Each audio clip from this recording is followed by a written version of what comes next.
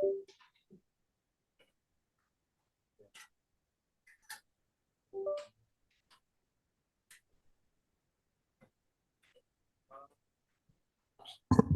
evening, everyone. Welcome to the planning board meeting of January 29th for articles. This is not our regular meeting. This is one of our article meetings. I'd like to call the meeting to order. And the time now is, what time is it? 4:05. Thank you. This meeting will be hybrid, so we'll be using roll call votes.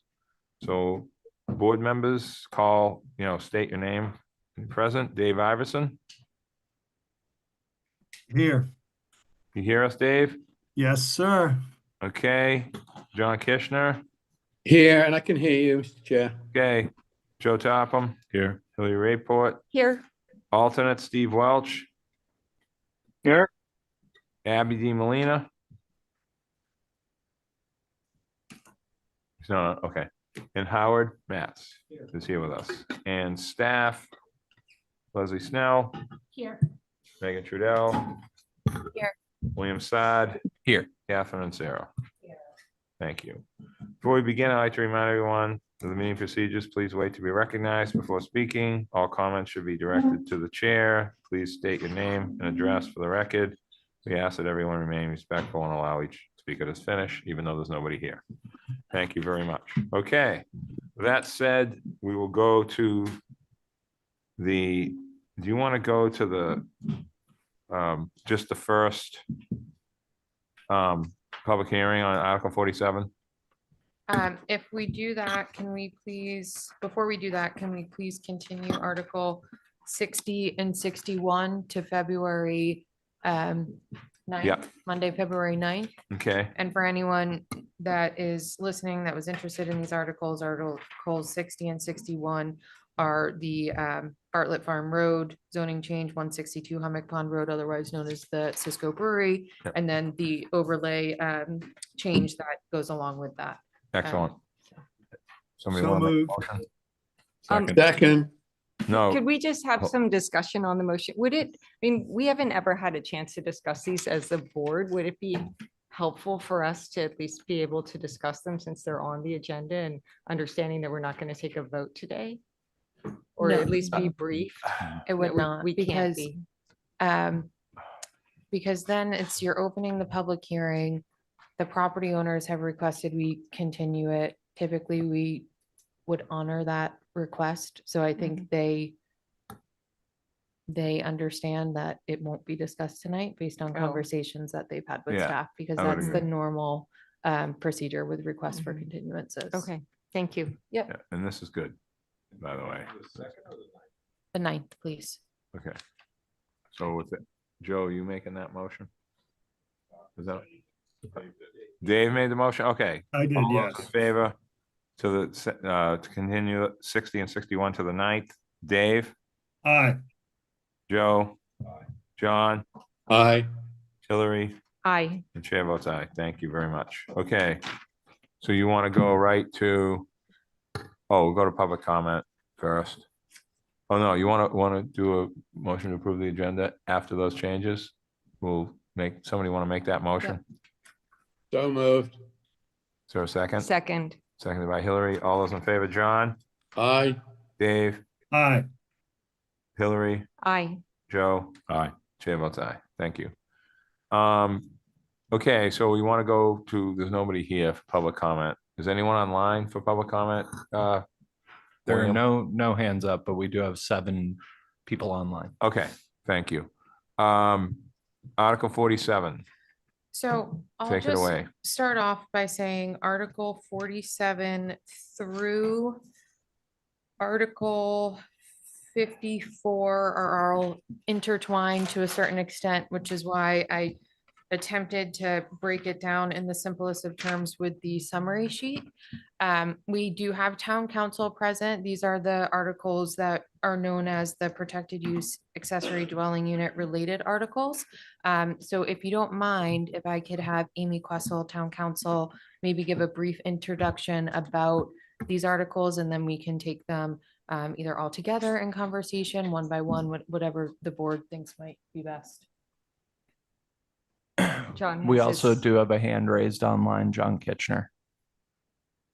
Thank you, Mr. Chair. Just before we get started, I wanted to take a quick moment to repeat something I said to Megan and Leslie this morning, which is I think they deserve a really big vote of thanks for that document that they put together that walks us through these one by one in the most logical way that I've ever seen this subject laid out to date. So I think we owe them a big thank you for doing that. Thank you.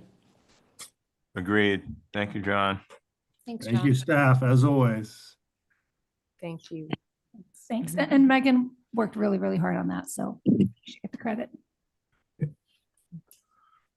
Okay, so are we, So Amy Questel's online. okay, go ahead, Amy. Sorry about that. Sure. Thank you. Thanks for having me.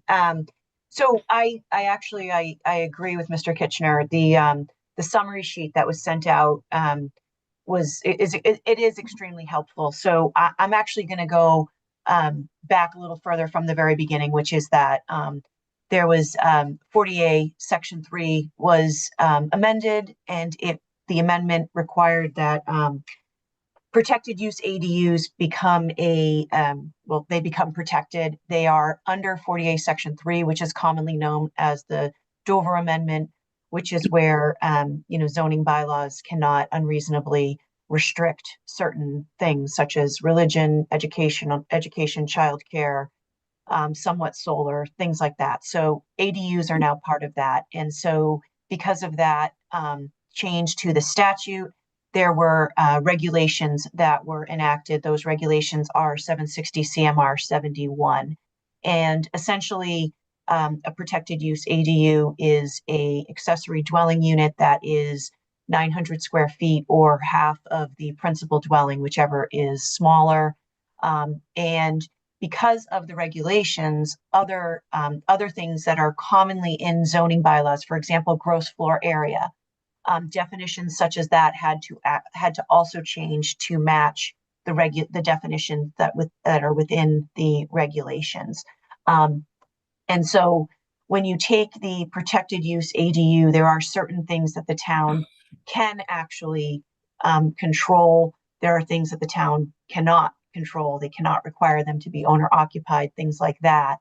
And because Nantucket already had a system in your bylaw for secondary dwellings and tertiary dwellings, it actually having this protected use ADU, made it a little bit more difficult because, Nantucket's zoning, in my opinion, is extremely forward thinking. So, Nantucket didn't necessarily need protected use ADUs because you essentially had it, not in this form.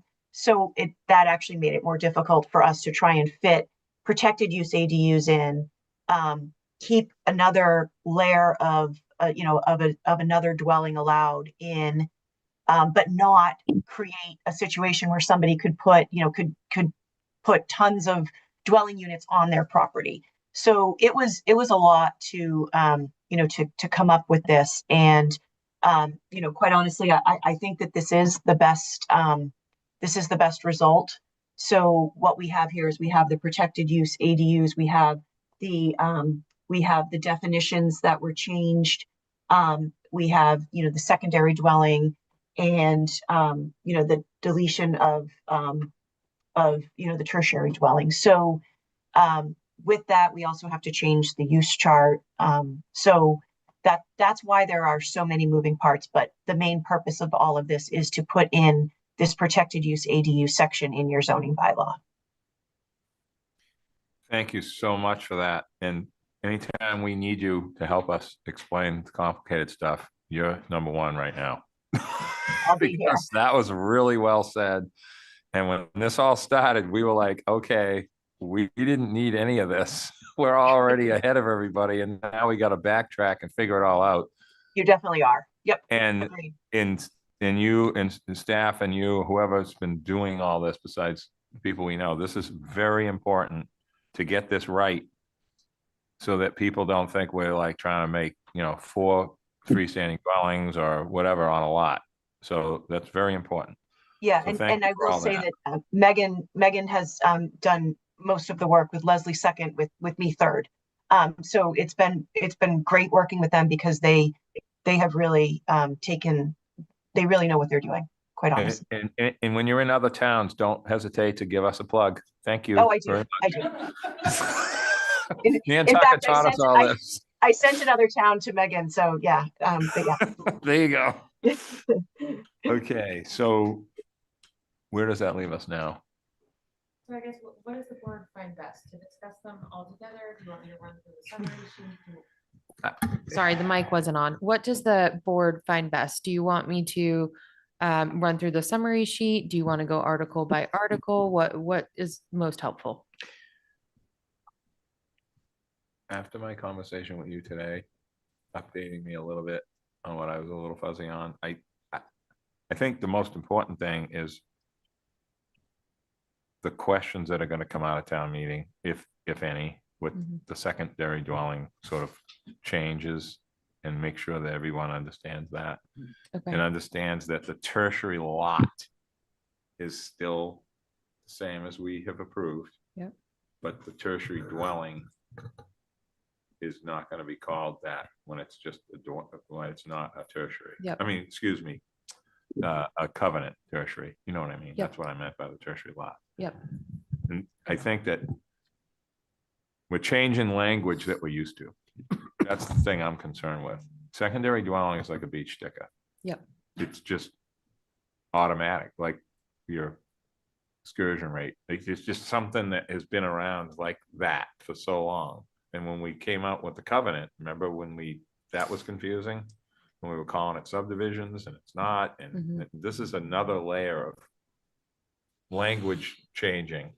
But I agree with what we're doing now that I understand it. It's just we're gonna have to have a good explanation of what it means to have the year-round component and all of that okay. explained. So I So- don't know exactly where to tell you to start, So- but I think we Meg, should go through each one. Mr. Chair, ahead. Mr. Iverson has his hand raised online. Dave, go ahead, thank you, acting chair. acting. Meg, are we, through you, Mr. Chair, Meg, we're doing separate recommendations and comments on each one of these, correct? That's correct. I think will make more sense to discuss them all together because they're intertwined, but ultimately you need to make individual motions on each and every article.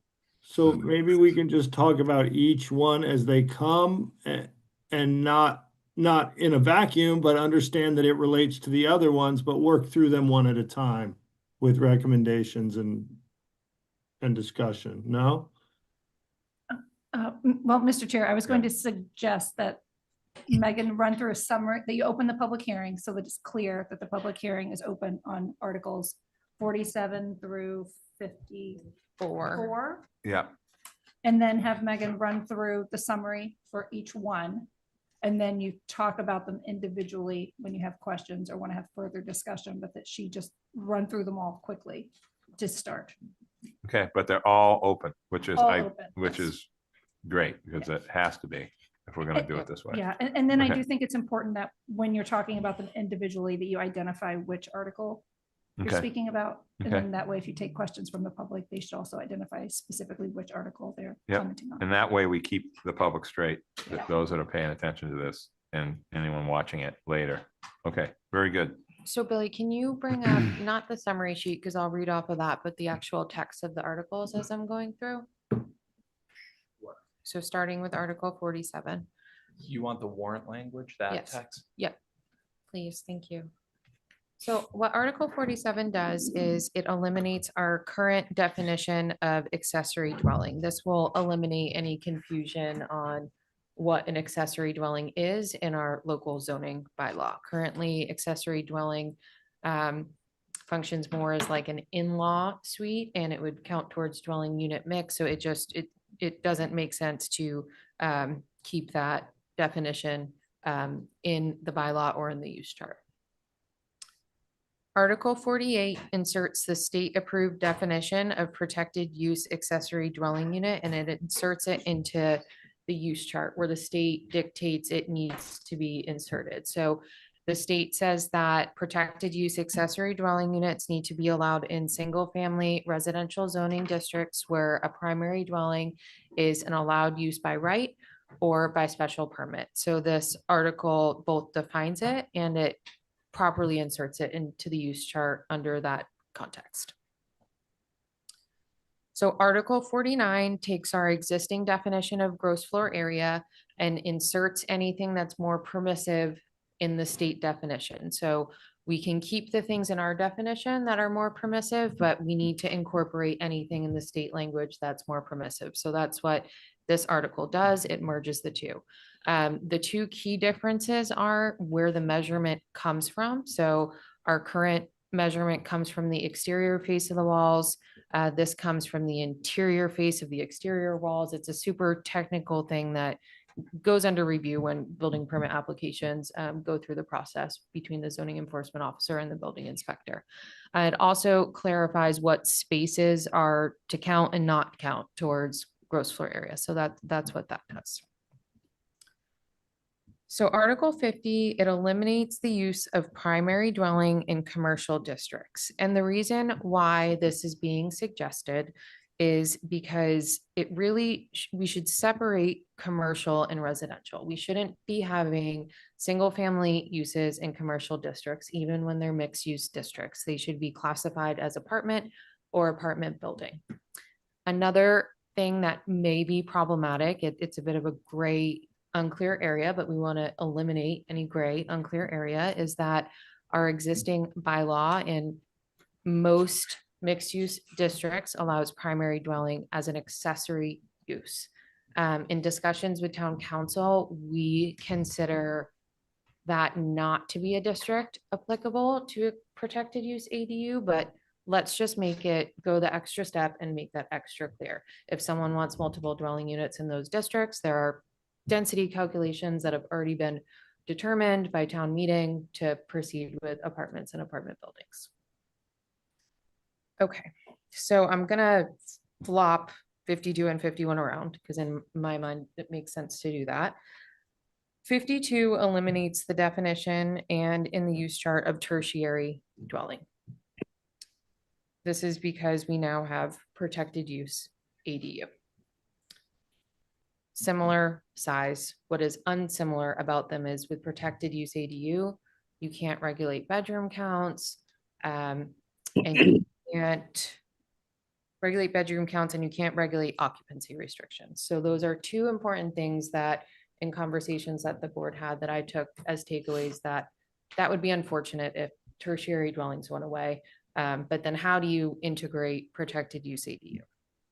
So next comes some updates to the secondary dwellings. What we did with secondary dwelling is we incorporated some of those important takeaways of the tertiary dwelling definition. So in those denser districts that had 8-bedroom limitations in the tertiary definition, we've inserted that into the secondary dwelling. We also inserted language to clarify that second dwellings are only to apply to dwelling units that are in excess of 900 square feet and otherwise would not qualify for protected use ADU, because the intent is you shouldn't be able to categorize as both things. It needs to be clear that it's one or it's the other that you're applying for. We also inserted the language, and I think this terminology has been tossed around perhaps incorrectly. It's not a year-round restriction. It's the same terminology that was in the tertiary dwelling. And it states that at least one of the other owner-occupied dwelling units on the lot or shall be owned by a non-for-profit religious or educational entity or shall be subject to a restriction limiting occupancy to a year-round household. So there's 3 options. They're all ors. And if you can't comply with one of those three, there's an option for you to obtain a special permit to review on a case-by-case basis.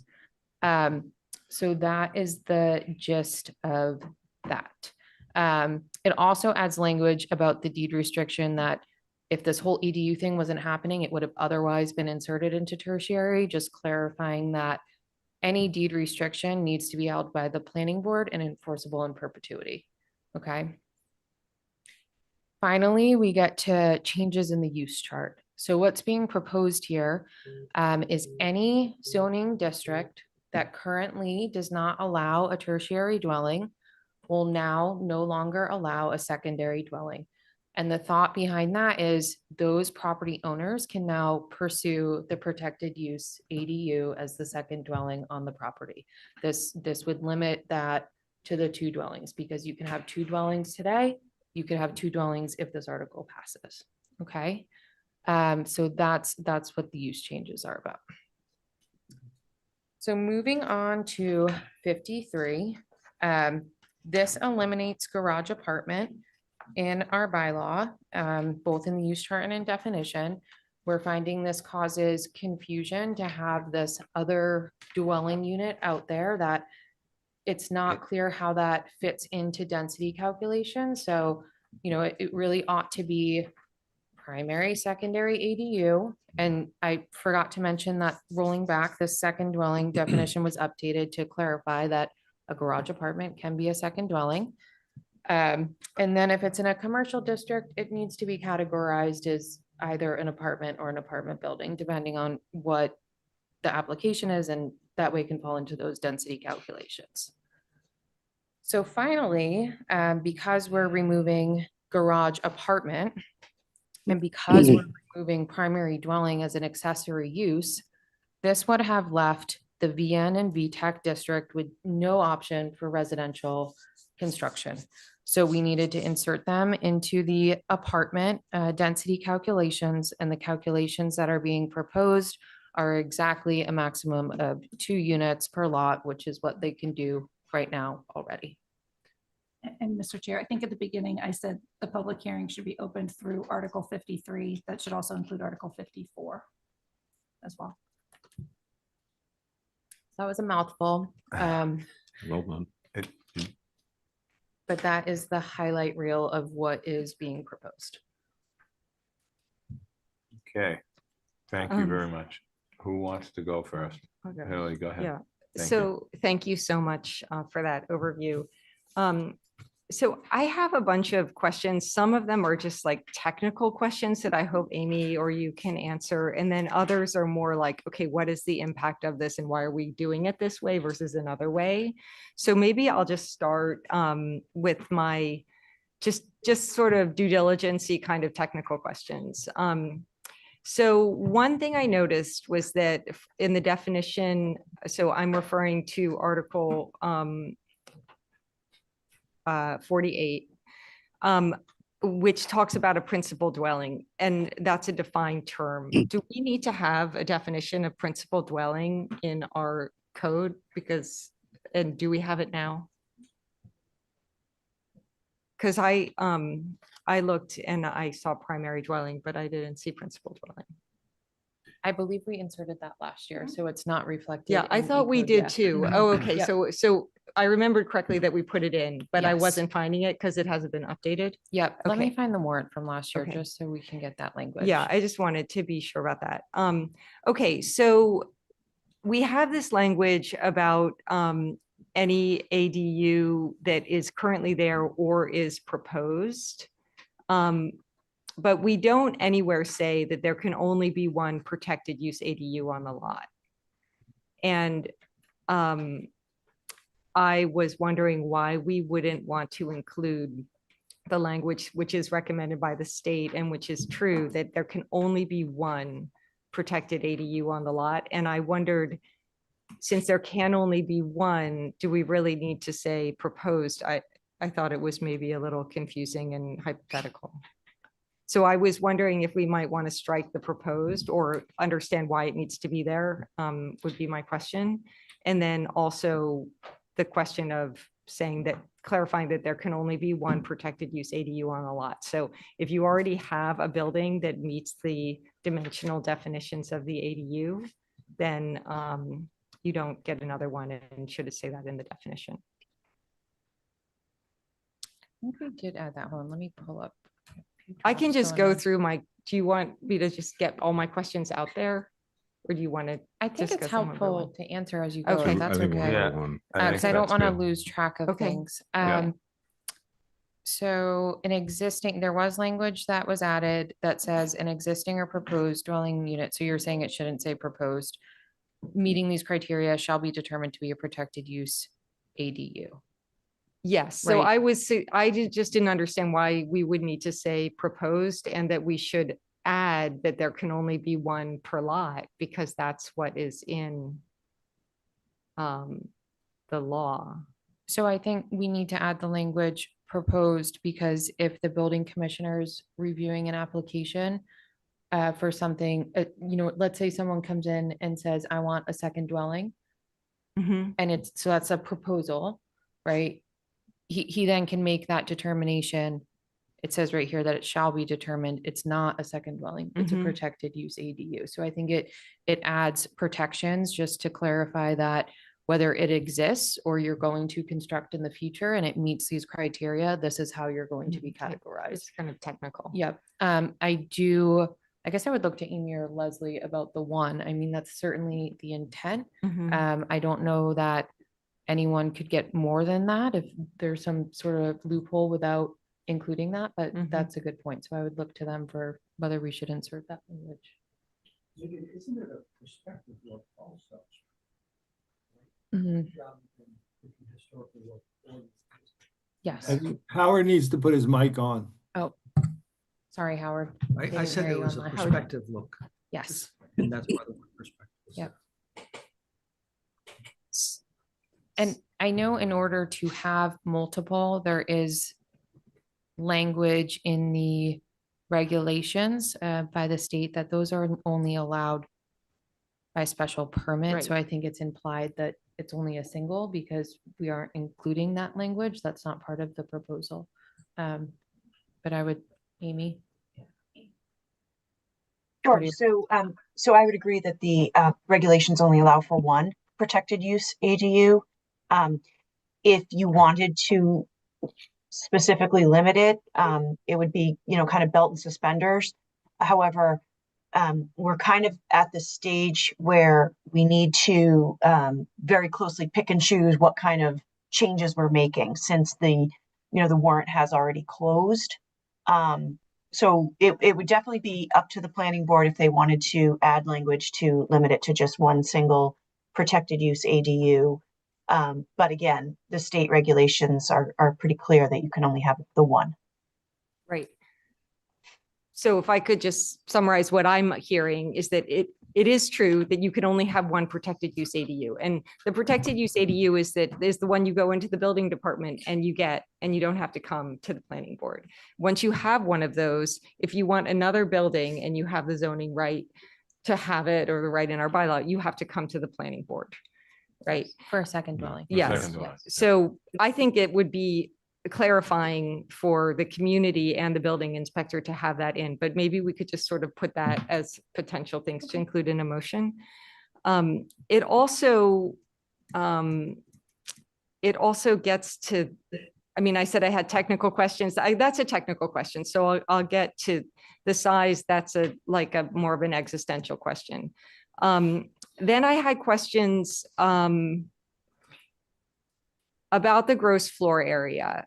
So we are doing, our gross floor area definition as printed in Article 49 is really different from, as you said it would be, from what is in the state model zoning code, in ways that means that we are, there's a lot that we're excluding. We're excluding a laundry room. We're excluding enclosed porches, which is in the state, the state definition also excludes enclosed porches, but I have an enclosed porch. It's a 4-season room now. Is that an enclosed porch? I think that's meant to be like unheated spaces.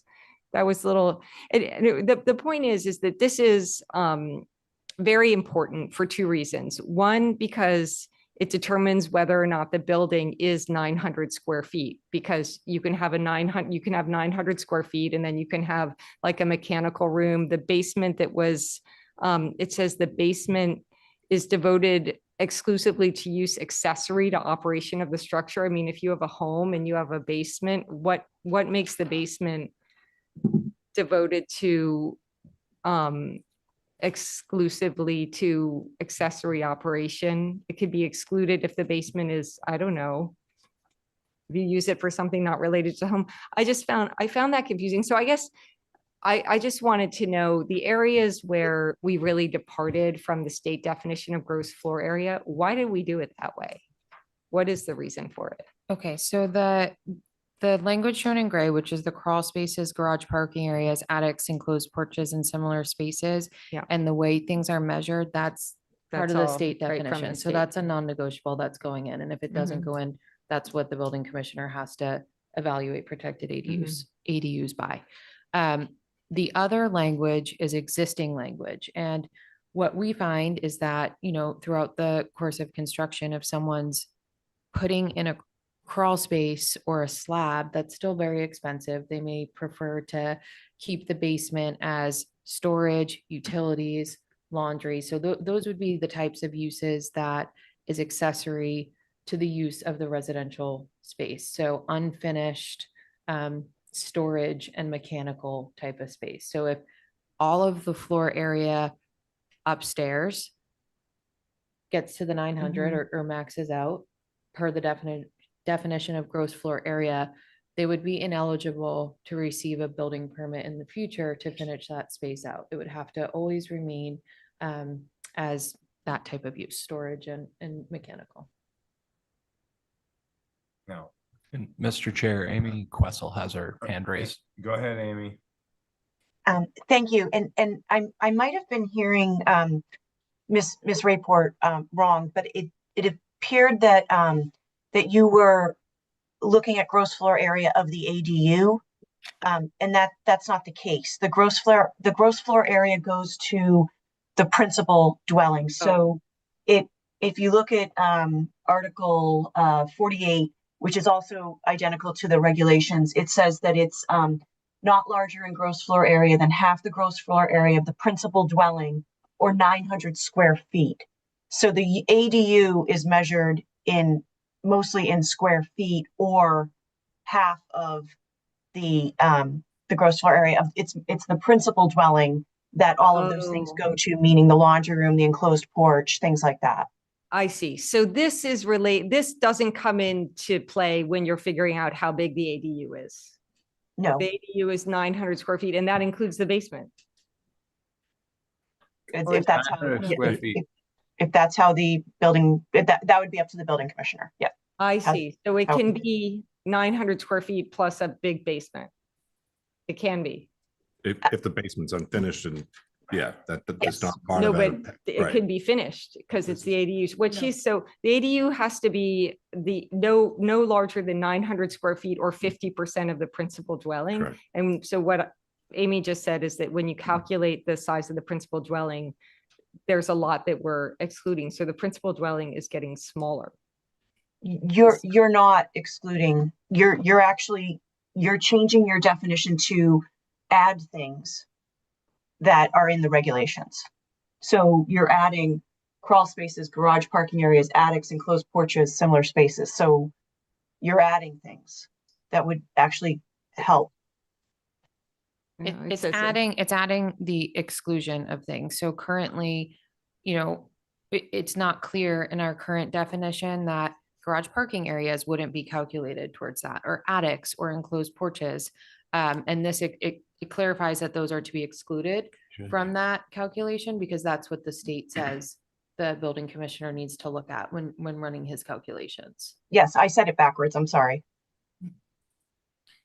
Yeah. So what what I said was right, which is if the ADU cannot be bigger than 900 or 50%, then when we measure the principal dwelling, if if the principal dwelling, I guess I'm just trying to figure out if this, if, So just to Yeah. interrupt for a point Yeah. of clarity for myself. So just in listening, and I could be wrong, so point of clarity. So it sounds like the 1/2 of the square footage of the primary dwelling, these areas, mechanical room, the laundry room, are subtracted from the gross floor area of the principal dwelling, Mhm. right? And they don't get involved with the ADU at all. They're just, Yeah. you're creating, okay, I have 3,200 square feet. Now I have, 1,500 square feet minus the laundry room, et cetera. That could be an ADU. 50% of 3,200. Yeah. It's- So, So if- your ADU can be larger than 900 square feet. no, No. it can't. It cannot. it's not about the size of the ADU, it's about, No, I'm saying Yeah. this is where I'm confused, I guess, is that it says that it can be 50% of the primary dwelling or 900 square feet, Whichever smaller. whichever is smaller. Right. Oh, I Yeah. see. So Yeah. that's where the Whichever is 900, so smaller. Yes. right. you're stuck at the 900. Yep. So Okay, you cap thank out you. at 900, Sorry, no matter what. getting That's okay. Yeah, I was gonna do that for you, Campbell. I At the mean, very end, whichever. is It smaller. actually might make the ADU smaller because maybe it's not material enough to really spend time you on. just I thought don't- it had to do with the ADU. You just don't want basement space to become a controversy. We No. need basement space. Storage, yeah. I crawl under a lot of houses. Crawl spaces are the dumbest thing ever invented in the 80s. And every house that has one that could have a basement under it instead would be doing it if it didn't cost $150,000 or more Yeah. to do it. So They all regret it. It's none of this It's is gonna, so bad, none of this Joe. is gonna take away basements. It's No. just No, going but to, if it- it's just gonna dictate. So if you have a house that's 1,800 square feet, then 50% of that is 900 square feet, which is the allowable size of the ADU. So it's equal. If you have a house that is 1,000 square feet, you can only have an ADU that's 500 square feet. That's correct. If you have a house that's 1,000 square feet and you have a basement underneath it that's 1,000 square feet, but it's unfinished and it has mechanicals or laundry room, you still can only have an ADU that's 500 square feet. That's So correct. it's right. Yeah. So that's just what we have to be okay with. go ahead, Leslie. I think to make this really simple, it's comparing quote, living space to living. Okay, space. that's what I wanted to get Yes. into. Yeah. Okay, Yep. because I'm gonna tell you something right now. The term unfinished is stupid. Yeah. Okay, because it doesn't mean anything. Every house, every basement should be insulated on the outside and made into the way it's supposed to be, regardless of whether it's got the big windows where it's legally finished versus just a good basement done correctly, but it's not technically finished, right? There's a very, that is an old ambiguous term. It doesn't really mean what it sounds like. I'm just saying, this has to be clear because this will confuse people. And we're in the whole island's in the building trades. We can't be like making this harder than it's been. You know what I'm saying? Because we're trying to conform with this ADU situation, which is great. Yep. We have to do this, but we need to make it easy to understand. So I can say with confidence in drafting this and with working with the building commissioner, this is one article related to ADUs that was easy to insert into our bylaw because it just melds two definitions together. It doesn't jiggle a bunch of other things around as a result. It just marries the two. This reminds me of what happened with the Boys and Girls Club housing. Mhm. Remember that meeting? Yep. Okay, and that was before we went to 900. Mhm. And those type of snafus, we shouldn't be trying to, hopefully not recreating that kind of an issue. Yep. Because basement space is not, the building isn't bigger. Yeah. It's the same size. It's just got, whether it's a living space or half living, you know what I mean? It shouldn't cause a big kerfuffle over this. The only person who's going to care about this is the person who has a small house with a really big unfinished basement and wants to have an ADU, and they're gonna be surprised that they're gonna have to have a smaller ADU. And but it's actually, there's so much more important stuff to talk about. So Okay. I Well, just, I I'm didn't, I just- thought it applied to the ADU, so I think I understand that now. I know what Yeah. you're getting into the technical changes. I'm thinking of how people Right, see, they're used to this now, this whole tertiary, what we have Yeah. now. And now we're changing it a little bit, but it's still the same, but it's different. And Right. that's all, I'm So- concerned with that. that's so all. let's talk about that, because you're right, that is really the really important thing. So what I had hoped, here's my concern. All right, we have a lot of lots that have primary and secondary dwellings. Yep. And the secondary dwellings are all different sizes. So the way this is written up right now, if the lot already has 2 dwelling units on it, and one of the dwelling units is larger than 900 square feet, they get a third dwelling unit. They get a third dwelling unit if they want it, without ever coming to the planning board. So what I had hoped to see in this, the way we were going to approach ADUs, was to make it to set the size of our ADU so that we captured as many existing secondaries as possible being identified as ADUs. And you're only allowed 1 ADU on the lot. So what is going to happen? I mean, what is the impact of this? If we have, we just got this email from the assessor, which says about 46% of the parcels on our island have more than 1 dwelling. Now, a great many of those are not dwelling units, but they could be dwelling units. And so how many, like, did we do any analysis? I think the answer is no, because it's hard to do, but why aren't we making this protected use ADU bigger? What I thought we should do was we should have the ADU being at least 1,200 square feet. And then we would have more of these pre-existing secondaries be ADUs, and we would have fewer people saying, I get my third kitchen on my lot. So that's an option. If the board wants to consider going up to 1,200, you can certainly do that. That would be within the scope because it's less restrictive than 900. In our conversations with EOHLC and the Attorney General's office, they cautioned us with going too large. Hillary was in that meeting, but 1,200 was a number that was discussed, that was acceptable in other communities. So if the board wants to consider going larger, I wouldn't recommend going beyond 1,200, but that's certainly something you could consider that would be within the scope.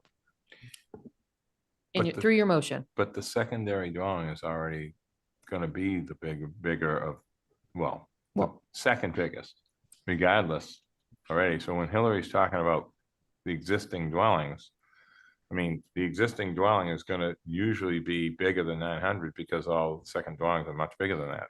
So what Hillary's, is- what Hillary's saying is the language that's in the protected use ADU that gives the building, clarifies to the building commissioner that if you already have a dwelling unit on this property that meets this definition, and let's say you're in a district where you don't get the third dwelling, right? Oh, That's it, okay. you're done. You already have this protected use ADU and we've clarified it through the bylaw. And I think Hillary's concern is that with it being 900, that may not be large enough to capture those off situations in the districts where you can't have 3 dwellings. So by expanding it to 1,200, that may give the ability for the building commissioner to Right, to so- classify it. So so- if you do that, you'll have to change it in the So second what- dwelling all right, so definition too. Now I'm getting what you're talking about. Okay, hold on. So let's just talk about R10 limited, just poof, let's talk about that right now. So we're over at Nobody, Yes. whatever the little thing over there, we're over at News and Mass, Mm-hmm. right?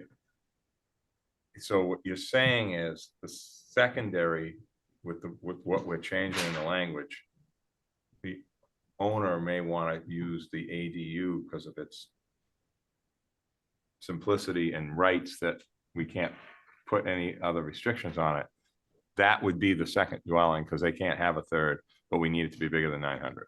That is Right. what you're talking about? Well, there's two sides to it. It is what I'm talking about, Okay. but Amy has. my, her hand. yeah, I'm sorry, I'm um, not looking, I don't have you on my screen, Amy, so I'm sorry, do you have, she's got her hand up. So go Amy's ahead, up- Amy, why don't you go ahead real quick and jump in, and then we'll go right back to this. Sure. Mine's just a caution, which is that I am aware that EOHLC and the AG opined that that the ADU could be larger because that is more permissive and local zoning can be more permissive. My caution is that 40A section 1A, which is the definitions section, that defines a protected use ADU as 900 square feet or half the house, whichever's less.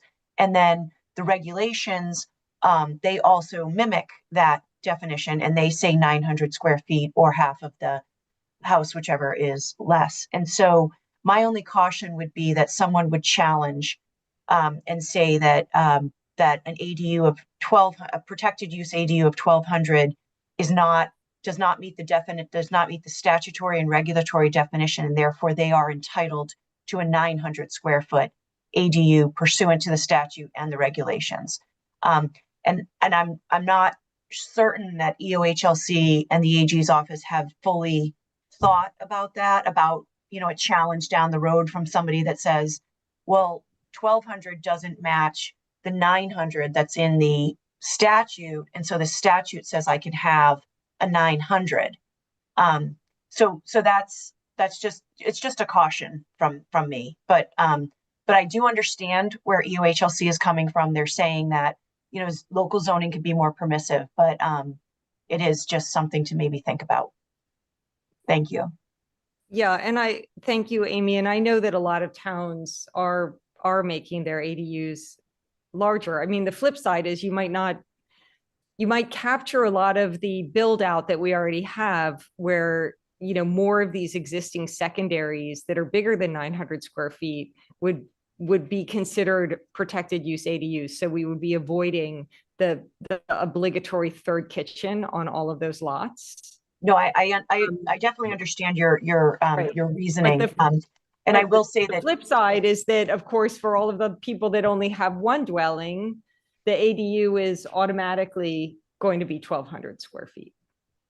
right, and other towns that have done 1200 square foot, most of them have done a protected use ADU of 900, and then they have what they're calling expanded protected use ADUs, which are 1200 by special permit. So they're not necessarily as of right. Right, but they don't have the same issue that we do, which is 46% of their lots already have two dwellings. Correct. I understand. Yeah, I agree. Can I add something real quick? I Yeah. think of that percentage of the roughly 2,600 where there's a second structure on the lot, some of which may be a second dwelling, some could be a garage with a studio perhaps. We don't know, based on the information that the assessors provided us, what districts those are in. So it very well could be in a district that allows for 3 dwelling units anyway, as the majority of residential districts do. So I think that's an important piece to keep in mind. It's not 2,600 lots that now suddenly have been granted this permission to go beyond what density we're suggesting is appropriate. Right, but it's not restricted. Like if they get the third, then they have to accept the conditions of the tertiary, whereas now they could have the third and it doesn't have to be owner occupied or owned by nonprofit. I mean, we just didn't have we have like 100 tertiaries.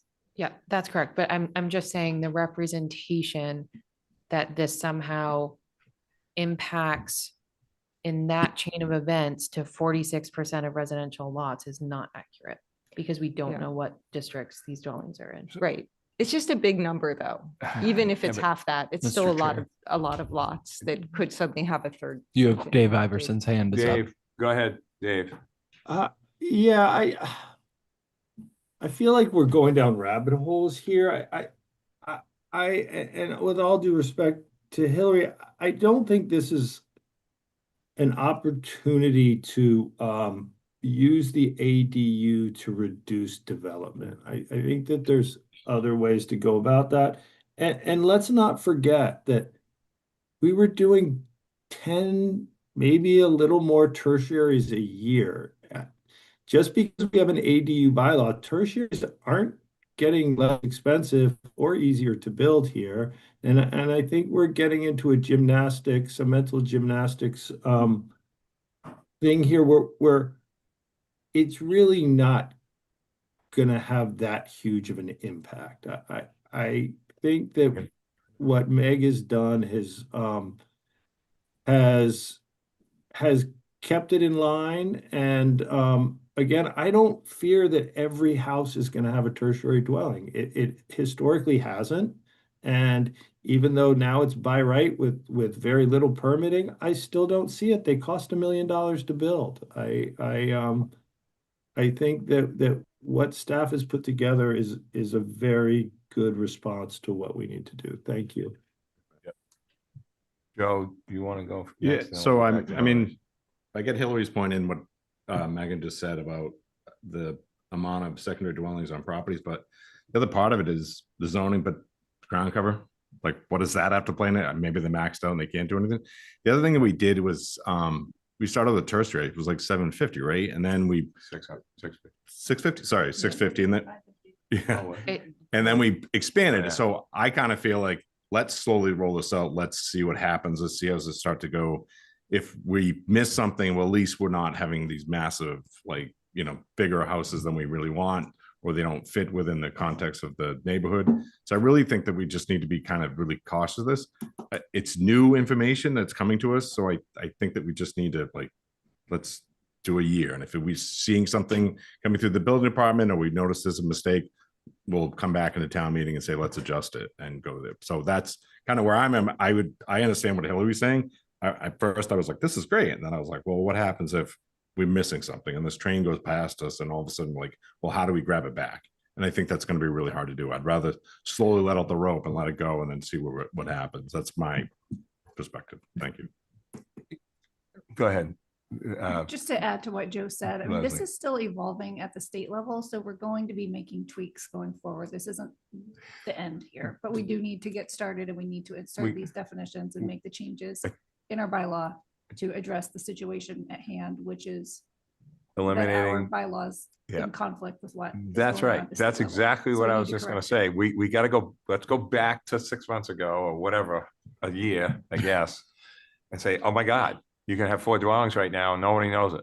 No one on the island knows this. It's happening because the state said so, but they didn't think about us. So now we're fixing all this. This is like jumping 4 generations of Tahoes to the one they have now from the first one. It's like, wait a minute, hold on a second. I don't know how to drive anymore. So we have to go back to, we just keeping 3 kitchens like it's always been since we approved the tertiary. And Richard Ray said that was the greatest thing they ever saw at town meeting. And we have to, I'll never forget that. And we have to make it work within what the state has done, right? I mean, that's what we're doing. We haven't even talked about people run out of ground cover. We haven't talked about the 20% differential. We haven't talked about existing dwellings that we have to give the waiver on that because they're already built way before these bylaws were put into place. And then it's like we're not reinventing we don't need to reinvent how to get 3 kitchens. We need to reinvent what the state did so that we can make it the same here still somehow, without changing everything and making new language that people don't understand. How do you get the tertiary?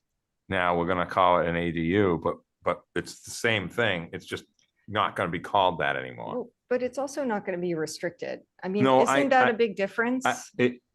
Yes, but we have the restriction we're putting in on the secondary to kind of fix the old restriction on the Yeah. tertiary, Hillary. Right. And That's the key that is like, we're doing that. I didn't even understand till today Yeah. completely. I Okay. I did read that Yeah. and I thought, how is that fair? So if you have a lot that you happen to have already built 2 dwellings on, and both dwellings are bigger than 900 square feet, then you Hope so. automatically get an ADU. Yeah, if you have the Say ground you cover. used to have a tertiary, but let's say you have this as an investment property and you rent it all the time. So now you have your primary, you have your secondary, you go down to the building department, you get your permit for your 900 square foot ADU. None of it has to be owner occupied. And then your neighbor who only has one building, they can get their 900 square foot place, but if they want a secondary, it has to be owner occupied. Only 3 months a year. Isn't that right? And owner occupied is 3 months a year, I and they know. can get a special permit to waive that. Yeah.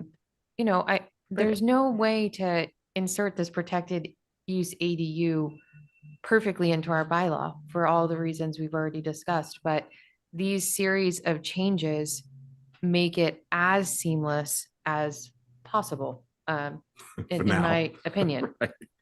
Yeah, I was just, all right, well, I can see we're already here. It's already printed in the warrant. We're We trying to, didn't get to talk about it before it got printed in the warrant. And there's clearly not a lot of interest in this board in doing other things. I do have one question about Joe's comment. Okay, Nat, sorry, It's can I okay. just ask? No, go ahead. Because Joe said we can roll this back if we realize like all of a sudden there's all of these STRs that are now that's not what he becoming was three talking about. dwelling. No, well, he said if we realize there's some Yeah. problem, we can roll it back. If we're gonna- He didn't say that, but that was your Like, point. Yeah. Can or we roll this back? Like, can What? we, ADU? I just wonder, what gets sort of put in and can't be reversed? Like how do we, So if Pull- you did the put the brakes 1200, on then I on think this. that would, so sorry, not to jump around, but to your 1200 point, like if that, all of a sudden you have 1200 and you're like, good Lord, we should have kept it 900. That's what I'm saying. Trying to bring it back is going to be much harder than saying, hey, we think this is working. Let's go to 1200. That's why I'm saying advance it at that moment. That's the 650 when it originally started out as a tourist area, like that was like, let's move it out. And then, there's one right out Tacoma, which I did for a friend. He had a ranch house. It was 900 square feet and he couldn't do the tertiary. So he was like, I gotta wait. And then finally we opened up and then he was able to do it. So that's why I'm saying, let's just see what happens here. If the state's still moving chess pieces on us and moving things around in language, then I'd rather say, let's just be cautious and then kind of expand it. I know what you're saying. And I know I have a bunch of clients who are like, this is great, or other people that would like to see that. But I, as a designer, architect, I would rather say, let's just slowly walk this out. Let's move this. Let's see what happens. If it works, it's working well, and the state doesn't change anything, then we can kind of go. But if we go larger, that's my point. Trying to bring it back is going to be, it's not going to happen. Town meeting's not going to allow that. well, but by going larger, we actually have fewer lots that get three dwellings. Because you can only have one protected use ADU. So if we make it larger, there's going to be more current secondary dwellings that qualify as the one protected use ADU. And so it actually caps the number of buildings in the pool of pre-existing lots with two dwellings. Yeah, but they're still gonna, okay, all right, what Hillary just said, I'm trying to decipher this a little bit. Mhm. So this whole like buildings that are already built issue, which is what she's bringing up. Okay, if somebody wants to take a secondary dwelling that's already built because they just have two. If you build, just so you know, and this is, correct me if I'm wrong, if you don't have you can't build a tertiary if you don't have a secondary. That's correct. See, that's another thing you got to remember. So if it's different when you see a lot, and this is one of the things my brother and I argue about this in the past. Why does everybody have to build everything at once? Okay, people are doing that now because it costs so much and takes so much to do. But these existing properties on Nantucket have different sized houses because that's just how they ended up, okay? But if you no one's going to take a secondary dwelling that's already there and make it into an ADU, excuse me, into a secondary dwelling. Wait a minute. Hold on a second. What am I trying to say? Make it into an I don't know. ADU when they can, because they're just going to build a secondary bigger. Like you got to have They three wouldn't be able, sizes. Like you can't, You gotta keep the ADU at 900, because that's what we already have with the tertiary, and I think that keeps us somewhat cleaner to transition into these new definitions. Did you say that, Joe? That's That's kind kind of of what what you I was said. trying to get to. Yeah. If I didn't say it. And Go ahead. Dave has his hand up, but I Dave. just had a quick point too, kind of to piggyback, Go, if we'll it's go to you okay. after Megan, Dave. Onto Yeah. Joe's comment.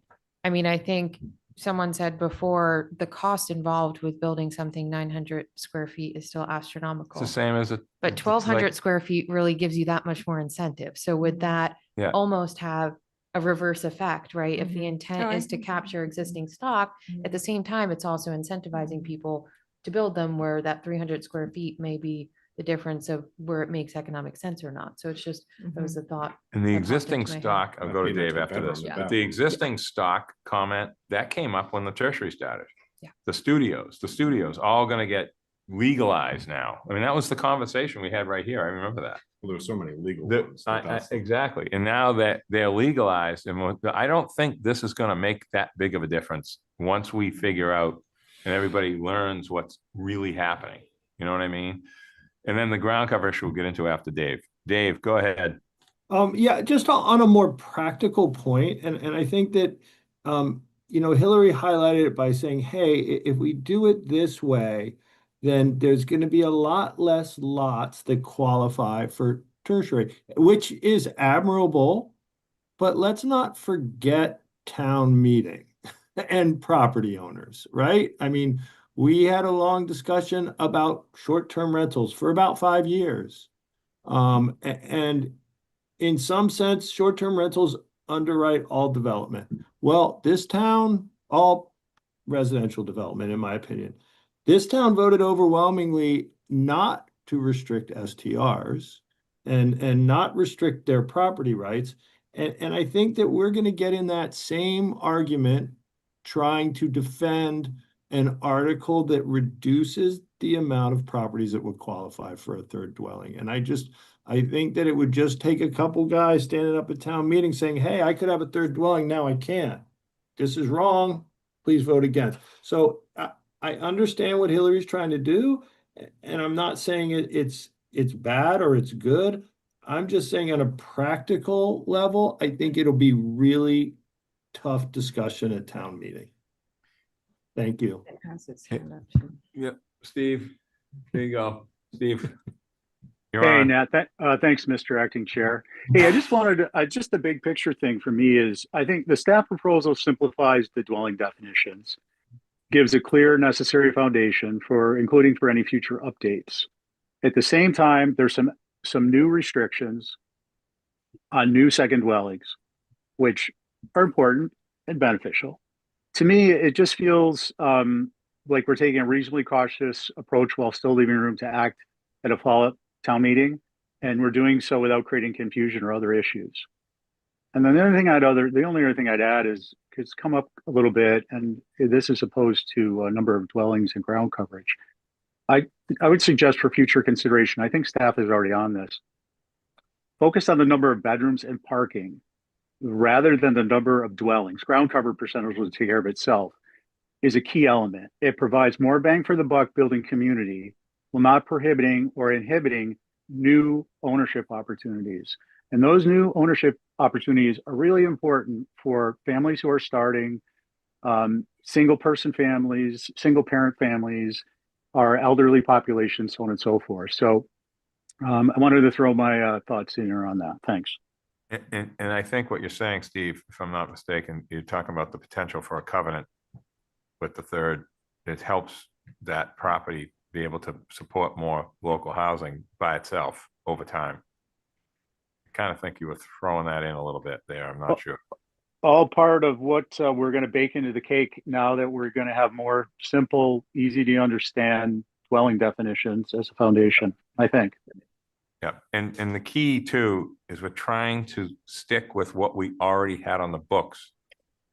3 kitchens.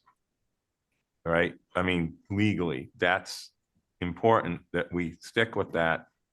Because when we go to town meeting for a 4th kitchen someday, which I hope we do with a couple of tweaks, it has to be clean.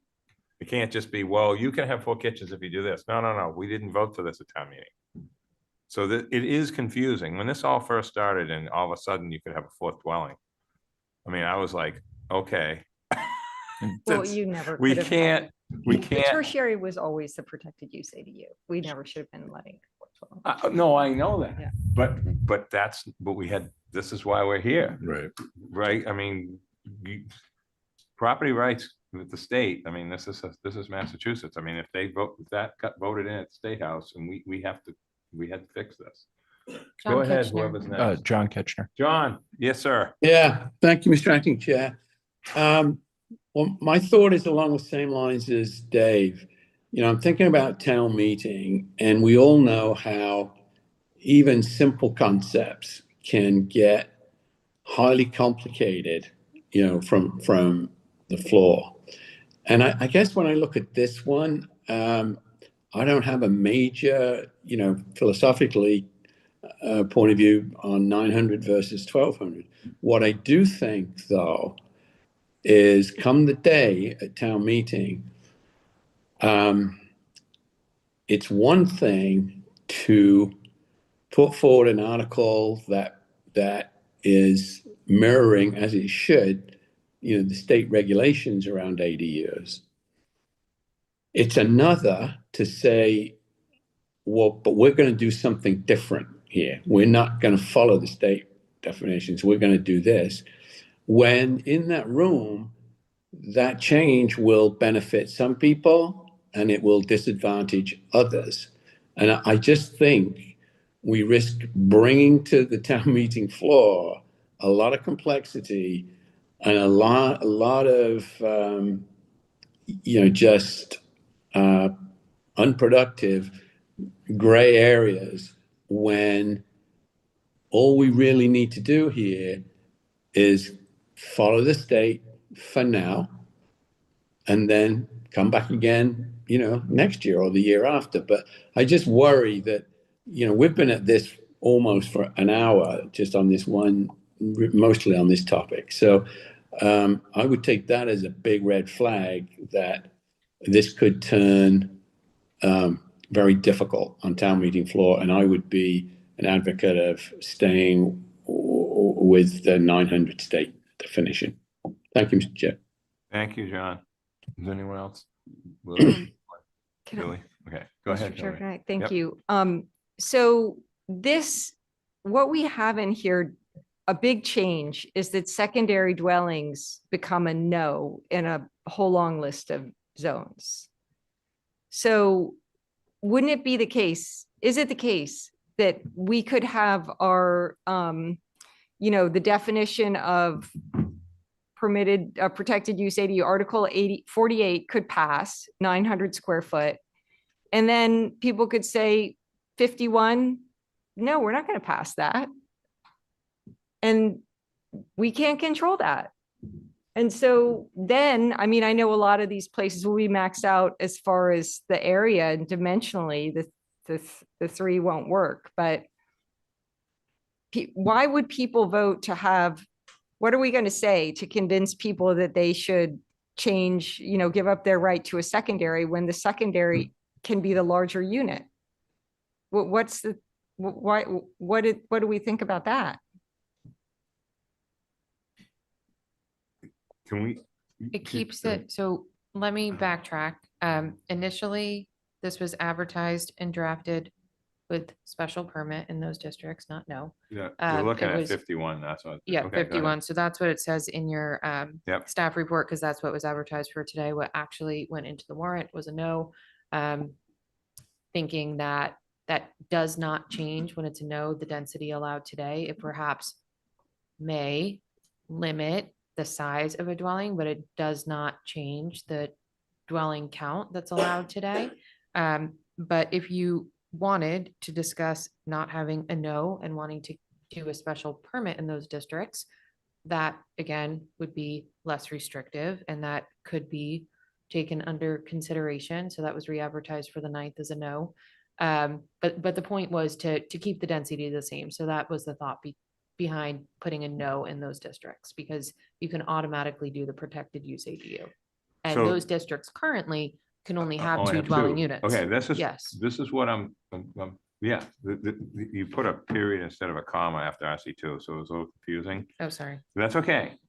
So currently R5 limited and R10 limited, we're gonna have a no for second dwellings, but they can already do the ADU. Yes. Okay. I mean, garage apartments, as you know, were the second dwelling of Pine Valley. I always have to go back to Pine Valley because it was such an interesting little 30-year deed restriction thing with that subdivision. And how we unwrapped that to make R10, so they couldn't subdivide all those lots, A&R. A second dwelling and a garage apartment, essentially the same thing, which is what we just did at the beginning of this meeting, right? To kind of clean that language up. Yes. But at the same time, currently, this is where the 900 comes in. All right. If that's the biggest second dwelling that will be allowed, even though it's called an ADU, I get that. That's where my catch comes in. So that the property owner has enough ground cover and they want to put a bigger second No, dwelling, they can't. they wouldn't be able to do that, If this correct? passes. Not in those districts, no. In those districts. So I think, I mean, it's easy to look at those districts because there's only a few. Mhm. I mean, we can look at the lot sizes. It's not that difficult. But like, for example, in Pine Valley, those lots are all over 10,000 square feet, but they're in 10,000 square foot zoning and they have a lot of ground cover that's allowed. So to me, restricting that second dwelling, I'm just calling it second dwelling, restricting it to 900 is unnecessary in those lots. And then of course, the one across from Airport Gas, those are big lots in R10 limited now because of the way that place was zoned wrong from day one. See, So I think it needs to be, I don't know what the perfect answer is to this, but I think that that's going to be a kind of a catch-22. I have a suggestion. See, really ideally, I think what you're saying, what I think the answer to your question, Nat, is that people should be able to choose. Do they want the 900 square foot dwelling that they just go to the building And inspector? ground cover and- for something and else get- that's not a dwelling. That's Or another point that if, Joe is or probably thinking do of. they have the ground cover and they want to put in a bigger secondary dwelling, which is what they can do today, Yes, right? Yep, And so by special. this permit, but 50, yeah. Article 51, it could end up not passing because of exactly what you're discovering, and other people will feel the same way, and it has to be 2/3. Right, yes. So here's the thing. Can I ask a question to Amy? Amy, you there? Oh, sure, I'm here, Oh, yeah. sorry. Okay, Go thank ahead. you. So I know in some towns, they've structured it so that, the protected use ADU is by right. But if someone decides, instead of taking their by right 900 square foot dwelling, that they want to take a special permit dwelling that is larger, they can come to the planning board, they can get their special permit for their larger dwelling, but they have to waive their right for the protected use dwelling, because at their option, they chose a larger dwelling. I think Newton did this. So would that be a good way to address that, what we're talking about? That, in my opinion, is not legal. So, in my opinion, a 900 square foot ADU is allowed because it's in the statute, and the statute, it's in 48 section 3, which means it's a permissible use and it's as of right. I'm not sure how Newton was able to do that.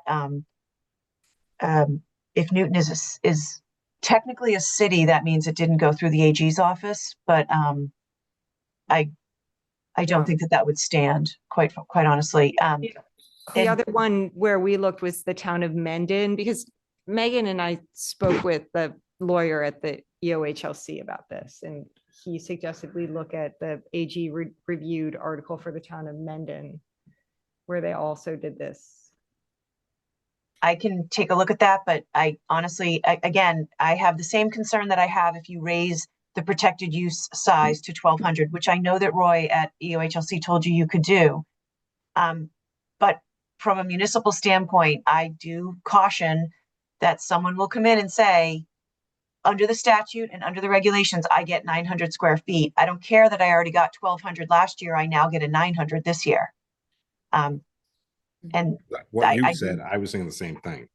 I caution that. Can we do this first and that? But no matter what, they're gonna come back and say, So- I'm so- getting Well, an ADU. Or, And that's well, what we it would is. make them waive it. We So would that- we'd make them waive it, but She just then said she's we saying can't. somebody will say you can't, and Right. other people have said you can. So Go ahead. that's why the suggestion is actually going to be to no for you to vote at the meeting on the 9th. Again, that could always, through a motion, go back to a special permit. Or in the future, revert back to a special permit, but at this time, keeping it a no in those districts, ensure that there's not going to be a third dwelling in districts that currently don't allow a This third is, dwelling. this is it, right here. This is the problem. We fixed something really important and now it's broken Mhm. because the state. And at the same time, just in those districts though, Yes. it's all coming to me now, what we're up against. I So feel like we're let's- getting the pieces back in line. What That's we, what this is. but the as I'm reading problem this. with this is, sorry, That's okay. I'm just gonna Campbell, stand. is that here so okay? you know I'm I here. don't want you to think I'm not calling you. I just want to get this I'm out. here. This just popped I need into to my head as stand to up what's to get really some happening. blood flowing. So just those districts, which is only a few, that we tried to save their neighborhoods, by the way. And now we have to restrict them beyond what we already did because of the size of the ADU. I can't even believe it. So it's, in other words, we're saying to R10 limited and R5 limited, you can only have a tertiary dwelling now. You can't have a secondary dwelling. That's essentially what we're saying, even Yes. though that's not what we're calling it anymore. So can I just add one So more that's thing? is there a way? And I'm talking to Amy now. Can I if- just add one more okay, thing go though ahead. about this? Yeah. Because there is a difference in what's in the warrant and what was advertised for tonight versus what was advertised for the 9th. Yeah. So 3 of the districts, CDT, RC, and RC2, in my opinion, no matter what, need to remain as a no. Period. For the Because- secondary.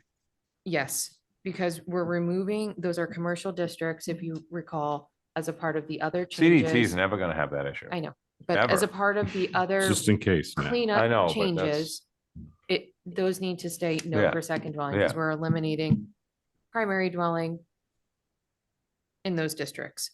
We're talking really about R1, SR1, ROH, SOH, VR, R5 limited, and R10 limited. So those are the districts that currently do not allow a tertiary. R5 limited and R10 limited only allow a second dwelling by special permit currently, and it's removing the ability to have a third dwelling unit. If the board wants to maybe consider changing that to a special permit, you can review these things on a case-by-case basis to see what is the lot size, right? If it's a 30,000 square foot lot, in ROH, Well, I know. maybe That's that's great. something you absolutely would be inclined to give the third dwelling unit on. But on a 3,500 square foot lot in ROH, maybe you don't want 3 units No, there. So that's it would never- give but you it the will never happen. flexibility, right? So I'm concerned with the new places. I don't care about those other zoning districts. That's never gonna be a problem. I'm talking about Pine Valley, nobody, across, to the airport. And where's the other one that we did this? I forgot. But anyway, it doesn't matter. Those districts are fairly recent and they were done for all the right reasons. Okay, Pine Valley would have blown up if we didn't fix that. Mhm. Okay. And we haven't even talked about Shop yet, but that's another conversation. So I care about them because those people are like, they live here, like they know what they have under their feet, which is unusual for Nantucket. They actually do know what's going on. And all of a sudden it's all changed like in 5 minutes. Mhm. Like this is a really strange situation where they can't have a second dwelling 1,300 square feet just because the state thing is in place that's stuck at 900 and we can't change it. That is unbelievable. So I don't know how we're gonna fix it, but we have to figure something out at some point. I have one idea Yeah. or a question. Yep, sorry. Can I just, mine's really quick. Campbell. I know, uh, but you yeah. seem to be speaking a lot. No, Yeah. go ahead, Kim. Maybe I told you restricting a that, lot no, of but I other- told you that I was No, gonna that's call you, okay. and I It's forgot. just, I you wasn't know, even thinking about it. from the public's point of view, it's very argumentative up here and it makes one wonder, well, why are these even in the warrant if y'all can't even No, figure no, out where you are? You gotta listen So to I'm Amy. just trying to say that these have been placed in the warrant as they were written. Okay, and the public is going to become most confused, especially if they don't watch this. They're going to become most confused if you put in motions amending what you've already put in. So you may have some things that you feel like, you know what, this needs more discussion. We need to, you know, banty this about a bit more. And maybe what you want to do is, you know, recommend take no action and put it forward at another time. But when you start trying to make a motion, you know, your motion that's contradicting what's in the warrant with the number of people that understand zoning just right off the go, I think people are going to be, well, why did they make that change? Now, why are they doing that? So what's wrong with this? That's when you start getting people questioning what's going on. And I think that's where, you know, the engine of confusion can get started because they don't know. Then they start to assume, are they actually going to come to one of you and ask you? Very few. You know, they'll start standing up and the public hearing for these will be at town meeting. So I'm just sort of trying to put that out there because the discussion's good, but I'm just not sure that it's going to get you where you want to go with the articles that you have. Yeah. When I read Article 51, and I'm not real in depth on it, it seemed to me that there was something in there about restricting the secondary to owner occupied or year round. So that's where you started to put some restrictions back into the language for zoning, which seemed like a decent idea to me. So anyway, I just wanted to sort of caution you on expansionism. Campbell, can you just, So I apologize. can you for- stay there for a second? I want to say something because you're Mhm. bringing up a good point at the end. The reason that language got put in for secondary is because tertiary already had that That's correct. language. That's So that's now, correct. but That's the why I'm A- trying to but bring the it back around to that. ADU, the ADU is a tertiary that doesn't have any restriction. So we had to Correct. put, so the staff felt that we got to have something similar to what we already had before. So they flipped it to the secondary. Right. At which Again, point I would I say the agree with special everything you permit said is the about the way to go confusion on part. that versus a no. Yeah, And that way with a special permit, you can ensure that you get those pieces clarified Yes. before it gets built. So yeah. that's, but I got you. We're trying to I make, I got what you're saying. we're trying to keep the Big Mac the same with the special sauce, but they've screwed it up. And we Right. have to put it back in somehow. I get that. And I also essentially would what's like to happened. remind you that last year at town meeting, we did remove tertiary dwelling, right? So people are going to be looking for some language to bring something like that back in. And that's Okay. what the And secondary that's where I dwelling think you language should is. be sort of Yeah. focusing your conversation on what's passed, what Right. we're trying to get forward. And just clarity, folks. That clarity. you're right around the same thing we're thinking. The language that got put back for secondary is kind of fixing the tertiary removal, and we still have the tertiary lot. That's correct. You can have a tertiary covenant. That has not gone away. It's just this other stuff that has to get cleaned up. But anyway, And I would like to say Well- that that point out of all you've been discussing is very clarifying for the people that come to watch. that's So good. they will understand. But Yeah. So thank you for your time. I thank don't you, wanna take Campbell, up very your much. time. Leslie, did you wave to me before that to clean up something I said, I think? No, I wanted to make No. a point, but Okay. Megan made the point. So Okay. I'm good. All right. So- My, see you, my head's blocking. My question was just about the special permit. So I thought that under the new state statute, the if it's an accessory dwelling unit that's not a protected use dwelling unit, it has to be by special permit. Like, That No, so you could have, you can have a special, you can have a 1,200 square foot accessory dwelling unit that's allowed in certain districts. You know, just say you want to have it in, say, residential 1 or residential A, something like that. But that doesn't mean that your 900 square foot protected use ADU, it's still allowed as of right anywhere that you allow a single family dwelling. So, Right. it doesn't mean that just because you have a protected use ADU, you can't have any other ADUs allowed by right. I don't know if I would recommend that, but from a legal standpoint, you could do other sizes by right if you wanted to in certain districts. So But for the excuse me, that protected use brings up a- ADU, it doesn't necessarily matter about it doesn't matter about what the zoning district is called. It's if you allow a single or two family as of right or by special permit, then automatically a protected use ADU is allowed. Right, but I thought it said that local ADUs have to be by special permit, and a local ADU is what they call anything that's not a protected use ADU. There is no definition in the regulations, definitely not in the statute, but there's no definitions in the regulations called local ADU. So that would be something that would be a town definition. Okay, Campbell, go ahead real I quick. just have a quick question because I did have a question on 48, and this sort of ties into it, where MMD is included. And I'm just wondering if the MMD is created for environmental reasons. And I'm a little concerned that these ADUs are going to be allowed in these environmentally sensitive areas as a by right.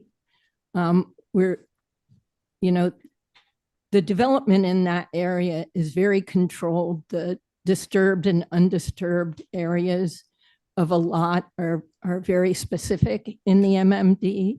And so I'm a little concerned about throwing that in. And while you had Amy on, I just wondered if the state has considered any of that in terms of environmental impact. I mean, that's.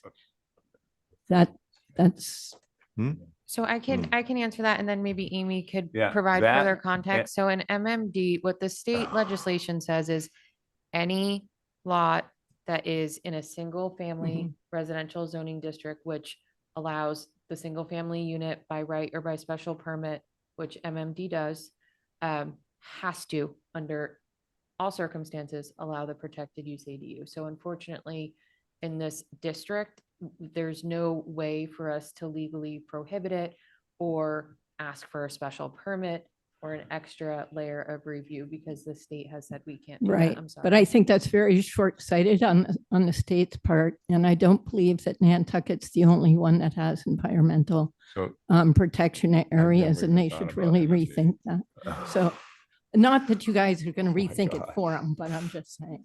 Thank you. No, Campbell, thank you for bringing that up. I don't even want to talk about this. This is No, I mean, impossible. it's nothing that we can We- that- control. It's right, not even that on the is gonna table to be- discuss or negotiate Yeah, or. we can't even get 1 square foot of something somebody isn't allowed out there, let alone another dwelling. Like, I don't even know what to say about that. I wasn't even thinking about MMD, to be honest. I'm sorry I didn't notice that, but yikes. Okay. They're gonna have to get together out there and then the whole neighborhood. All right. So we're back to what Hillary was talking about the owner occupancy and that I think without me, I'm not an attorney. I think Amy has this figured out. We're just flipping the language that we already had Yes. in the tertiary. Forget about covenants, just the tertiary click. That's why there's not a lot of that's why there's not a lot of tertiary dwellings in some of these higher end properties because they don't want to have to comply to that. The 3 month or whatever it is. So Sorry, I'm I asking Billy think to put that up on the I screen, think Article this- 51. I think this kind of takes care of it indirectly. It isn't going to restrict the local from building a second dwelling, just why we've always done it, which is my biggest concern. You can't have anything happen to the second dwelling. But it is. No, but but you're still gonna be able to have home occupancy on the property. It doesn't have to be in that dwelling. Right, so That's it's key. on the lot. It's So not that building, just like the tertiary wasn't the I tertiary. know, I understand. It could have been the primary. It's just, once you get the 3 kitchens, you have to have somebody there 3 months a year or whatever it was. So And I it's think the this, owner, not the even. owner occupied, I know, Yeah. but it could be a family member or whatever it is. But my point is, I think that's the best way we can fix this language without removing it completely and having no restrictions at all on 3 dwellings on a lot for owner occupation, occupying, excuse me. And just as, you know, you can waive through special permit the 20%, Yeah, the 10 feet scalar separation, yeah. you can waive any of those things through And special be permit. clear about why we do that. That's for move on. So it could be for move on, existing, maybe a weird lot Very few of configuration, those, though. complying with setbacks. You know, we've had situations where it was a modular, a single box modular, and then to Yeah. meet setbacks, you had to do it. So there are situations that come up, and that's why you have the ability to waive. So Yeah. it's a case by case, and Yeah, it, you know, while we're inserting these restrictions into secondary, they used to be in tertiary. What I heard from the board when drafting these, that keeping them in some capacity was important. So the way to preserve it is to insert it into secondary, because we can't restrict the ADU, you know, and you can evaluate on a case by case basis if a property owner wants to come in and ask for you to waive that. Yeah. And if the building's already there, it's not restricted, it's not retroactive, or is it?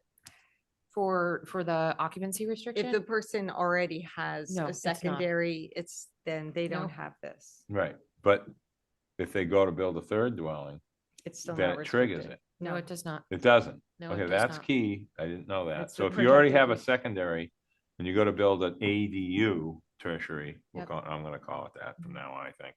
That's a better way to explain it. The owner occupancy 3-month thing doesn't trigger. It does not. You cannot retroactively apply zoning bylaws to Okay. people that already are properly permitted and properly using, you know, their dwelling or their property. And to ask a final, I think we need to move on at some point and figure this out, but I want to ask another question that I think is important for you guys to answer, because I'm not an attorney, but I just thought of this.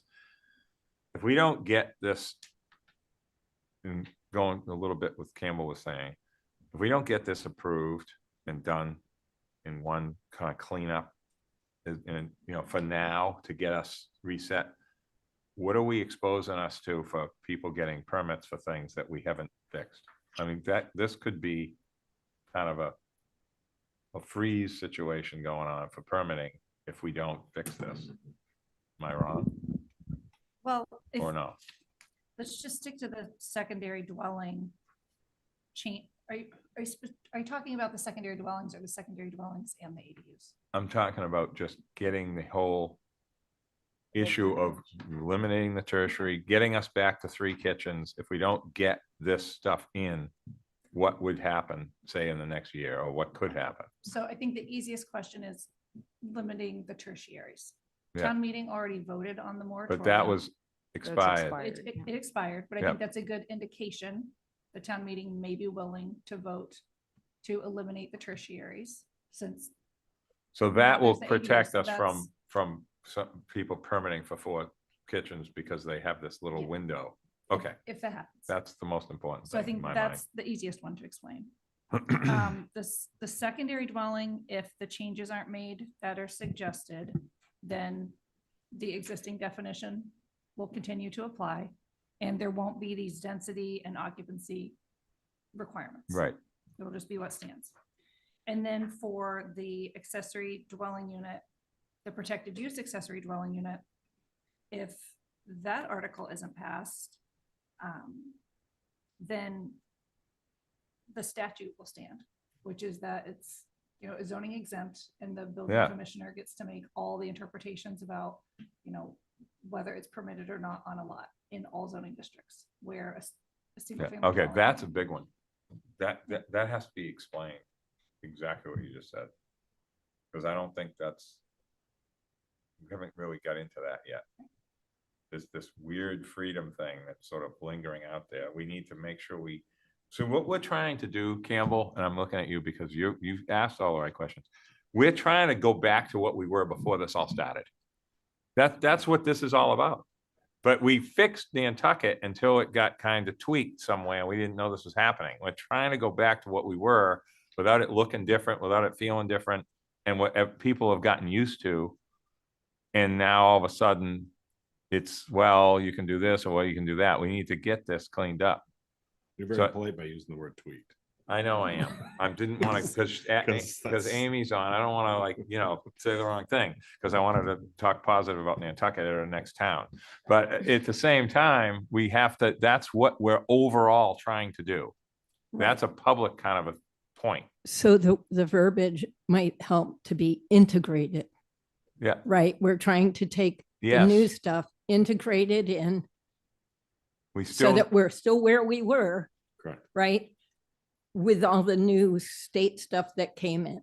we're trying to keep But meat, I'm potato thinking and vegetable tweaking though everything still. might, We're not trying to add a fourth thing Right. on that. but integrated might help. And I We're- really liked your ADU, tertiary ADU or something, sort of putting the two things to make it Because into that's- one yeah. thing so that people can wrap their head around actually what it is.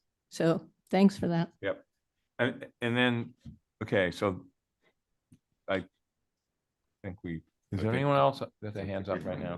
Okay, so we have to have votes on each article. You Yes. said that at the beginning. Yep. This thing with the building commissioner having all this authority that can pop up if we don't get this, I think is really important. Although I think some of that is actually good, depending upon what it is. Certainly not adding buildings. I'm talking about small stuff that we probably should have already tried to do over the time, but that's good. So back to this R5 and R10 limited thing. I mean, what is your solution to this right now? Well, can I make one more point on Yeah. the question that you asked before? You Yeah. know, What if none of this passes? I mean, I think it's really important for the planning board as the elected body in our town, who is charged with bringing forward zoning amendments under state law, to really take the lead and to go to town meeting and say, we've talked about this, we've discussed it, and this is what we think is the best approach. And if town meeting wants to approve something more restrictive, that's the prerogative of the voters at town meeting. But I think it's important for the planning board to really take a serious look at what you think is best for the town, because you best understand the zoning and the implications of, how this is integrated or not. Yep. Okay, that makes sense. Okay. So back to the Questions we were asking for? I'm still on this R10, R5 thing. Mhm. I just don't know what the right thing is. Is this gonna end The up fact being a that temporary? that the secondaries Yeah. are an N, and it's not just that. I mean, it's everywhere that didn't have a tertiary can now no longer have a secondary and can only have what was a tertiary unrestricted. Secondaries are now are proposed to be N everywhere tertiary was N. Yes. Because ADUs are a Right, Y no, I everywhere. understand that. Yeah. But we need to, So it's So I R1. there guess has the to be a way to question- fix this at some point. The this one question thing. is, do you want, what's more important? Is it to be strict and limit the density to 2, because that's what it is today? Or is it just to allow get rid of it? flexibility on a case-by-case basis? You have to. If decide there was that. a way to make, okay, so that's actually where I was going in my mind, but I didn't want to say it, is because there's only a few places that have this, and there's a good reason that we have it at all of them, okay? If there was a way to allow, to keep the second dwelling kind of the way is now, because it's a special permit for a second dwelling in these districts. And that's it. It's not a size issue. It's the same as, it's just a location part. We can do different things with it. How do we make 3 dwellings allowed like everywhere else, but have a restriction simultaneously in those districts? So there's no proposed changes in the districts that aren't listed here. So R5, R10, R20, R40, lug 1, lug 2. I think I captured them all. So they could all still have the 3 dwellings, and the restrictions would now be tied to the second dwelling, not the tertiary, because they could proceed by right with the protected use ADU. Because some may consider it's a little too restrictive on a second dwelling, or maybe it's a new concept to have restrictions on a second dwelling, there's the ability to waive those restrictions through special permit. So it's not an all-out restriction. There is a special permit ability to come out of those restrictions. If someone comes in with a primary dwelling and goes straight to an ADU, you can't restrict it. So as long as it meets those requirements, that's it. They get the protected use ADU. It's only when they come to that third dwelling unit that you can put those restrictions in place. Going back to my original comment, I feel like at first I was like, I think this should be a special permit, but as the conversation's been going on, I feel like it keep it a no and then see what happens from this.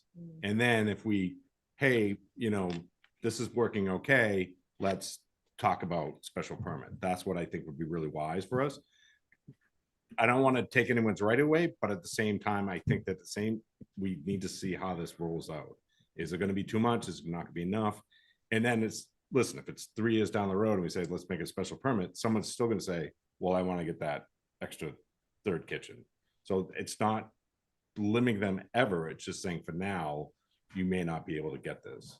And I think that would be really wise. The other thing you're going to do is control the density on the street. If you have it like wide open, then you're just all of a sudden then can put it in, then that could be problematic where all of a sudden you're going to have overdevelopment and issues we're going to not foresee because we can't look at every lot. We kind of need to do this step by step by step. Because at first I was like, let's have a special permit. We can get to gauge how much this is going to, how many people are going to come in, what's going to be the growth, but at the same time, I think we just need to kind of like, we're in a good spot. Let's not open it up too much. So Joe is saying is exactly, when I say there's only a few of these, this isn't like, R5 and R10 and R20. We would be like, have to just continue the meeting. It would never work. There's so many properties. These specific zoning districts there's only a handful. You could actually, you could come up with a way to restrict them without it being just 2 kitchens, because they are now. Restrict them in a way that makes them be able to build that second dwelling that they planned on. They may not be permitted, but they have it in their mind of how big that's going to be, because it can be, and all of a sudden it can't be. We have to figure out a way to do that and still have an extra restriction on that property, those lots, versus regular R10 and regular R20 or regular R5. That's what I'm trying to say. I think that's what Joe was kind of trying to say. I just don't know how do we get there. So if we go with this now, that in mind, that we have a plan to figure out how to fix R5 limited and R10 limited, so that we're not actually over limiting them, which is not what we really want to do, because we already did limit them. And we took away a lot of building in Pine Valley, a lot. Nobody knows that unless they live there. But I'm telling you that we removed an incredible amount of development.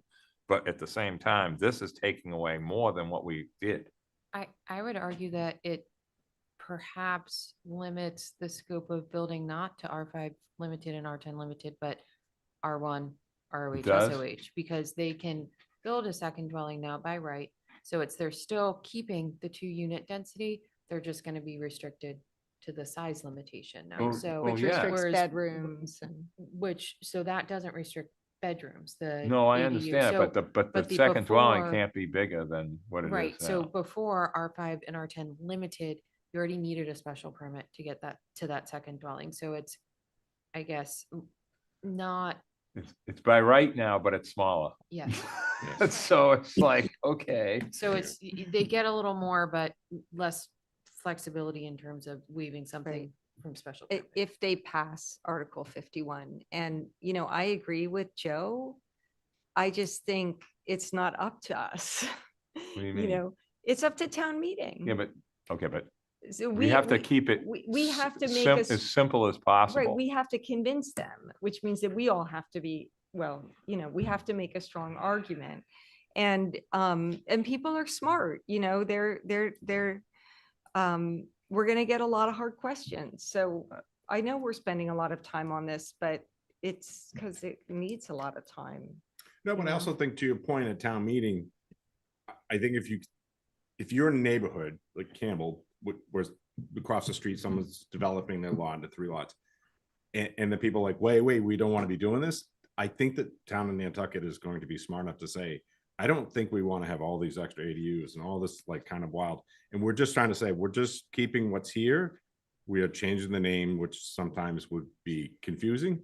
But I think if they know we're going to keep the status quo, and if we don't, then there is possibly for a 4th kitchen. There is all this like Wild West things that could be coming to Nantucket, which we don't want to do. And we want to take what the state has given us and turn it into Nantucket and get us back where we were. So that's what I think is really the hardest thing to do. But I do think the town meeting, the people there are very smart to know, like, okay, we're just going to keep what was already there, and this is working. But at the same point, we are going to restrict a little bit in here portions to see how this rolls out. And I think that would be the smartest thing for us to do as planners, is like, let's slowly see what this does. And then if it's working well, we can tweak it or say, let's not touch it. So that's my opinion. Leslie? Yep, go ahead. As far as the ADUs, I think we've only permitted under 20. Yeah. The whole time, so it's not flying off the shelves in the building. They're still in the infancy of understanding though, so. Anyway. Well, and Okay, it's been a year. 20 in a year. That's the most anywhere in the state. And that's probably going to pick up speed. They showed a chart, and Nantucket was like, whoa. And I Well, think we were only at we 10 think a then. lot is, somebody else might Yeah. not, and vice versa, so. You have to remember too, there was the tertiary dwelling moratorium, so that would have accounted for at least 50% of those people that pursued protected use ADU instead of tertiary. If we average about 10 a year. So But it's really that- only a net gain of 10. Are they really apples to apples? I think for the people that were applying for them, yes. They were. Pretty Yes. close Mhm. from what I'm seeing and what I've done.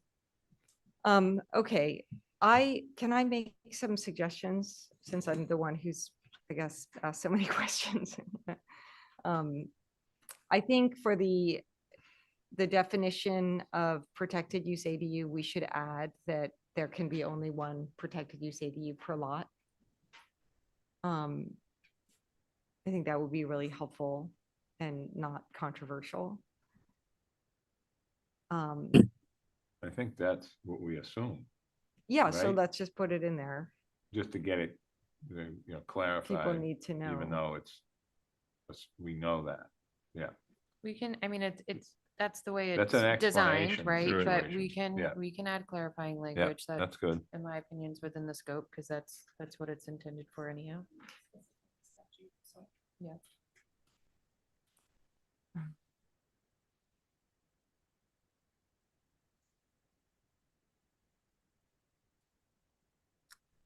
Okay. So as, Amy, you still on? Sorry. I am. Is I there am. anything I feel like you're part of us right now, because this is such a big deal, and we appreciate you being here. For clarification, do you have any comments on anything that you've heard from us that you haven't commented on? No, not that I haven't commented on. I guess I would just reiterate the fact that I suggest you leave the protected use ADU at 900. Yep, and I understand why now. But you definitely see how we got, like, we fixed things a long time ago, over Yes. 20 years, and now we gotta fix it again. And I it's not do. that easy.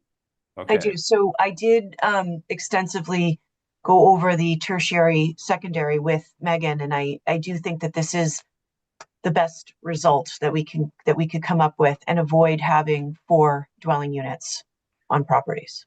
and my final question to you, do you see changes, opportunities for us to adjust this in the next, say, 2 years because of other towns that are having other issues, so it won't be just Nantucket? Yes, I always, there's always room to improve things and change things, but we have to remember that this is a brand new law. And there's been no case law at all. Right. And so there have been numerous decisions from the AG's office tweaking other bylaws, but nothing significant. So yes, there will be other things coming down the road. Okay. Steph, you got anything before we move on to, each article individually? Nope. I have Okay. nothing to add. Okay. Okay, so Article 47. Yeah, Billy, sorry.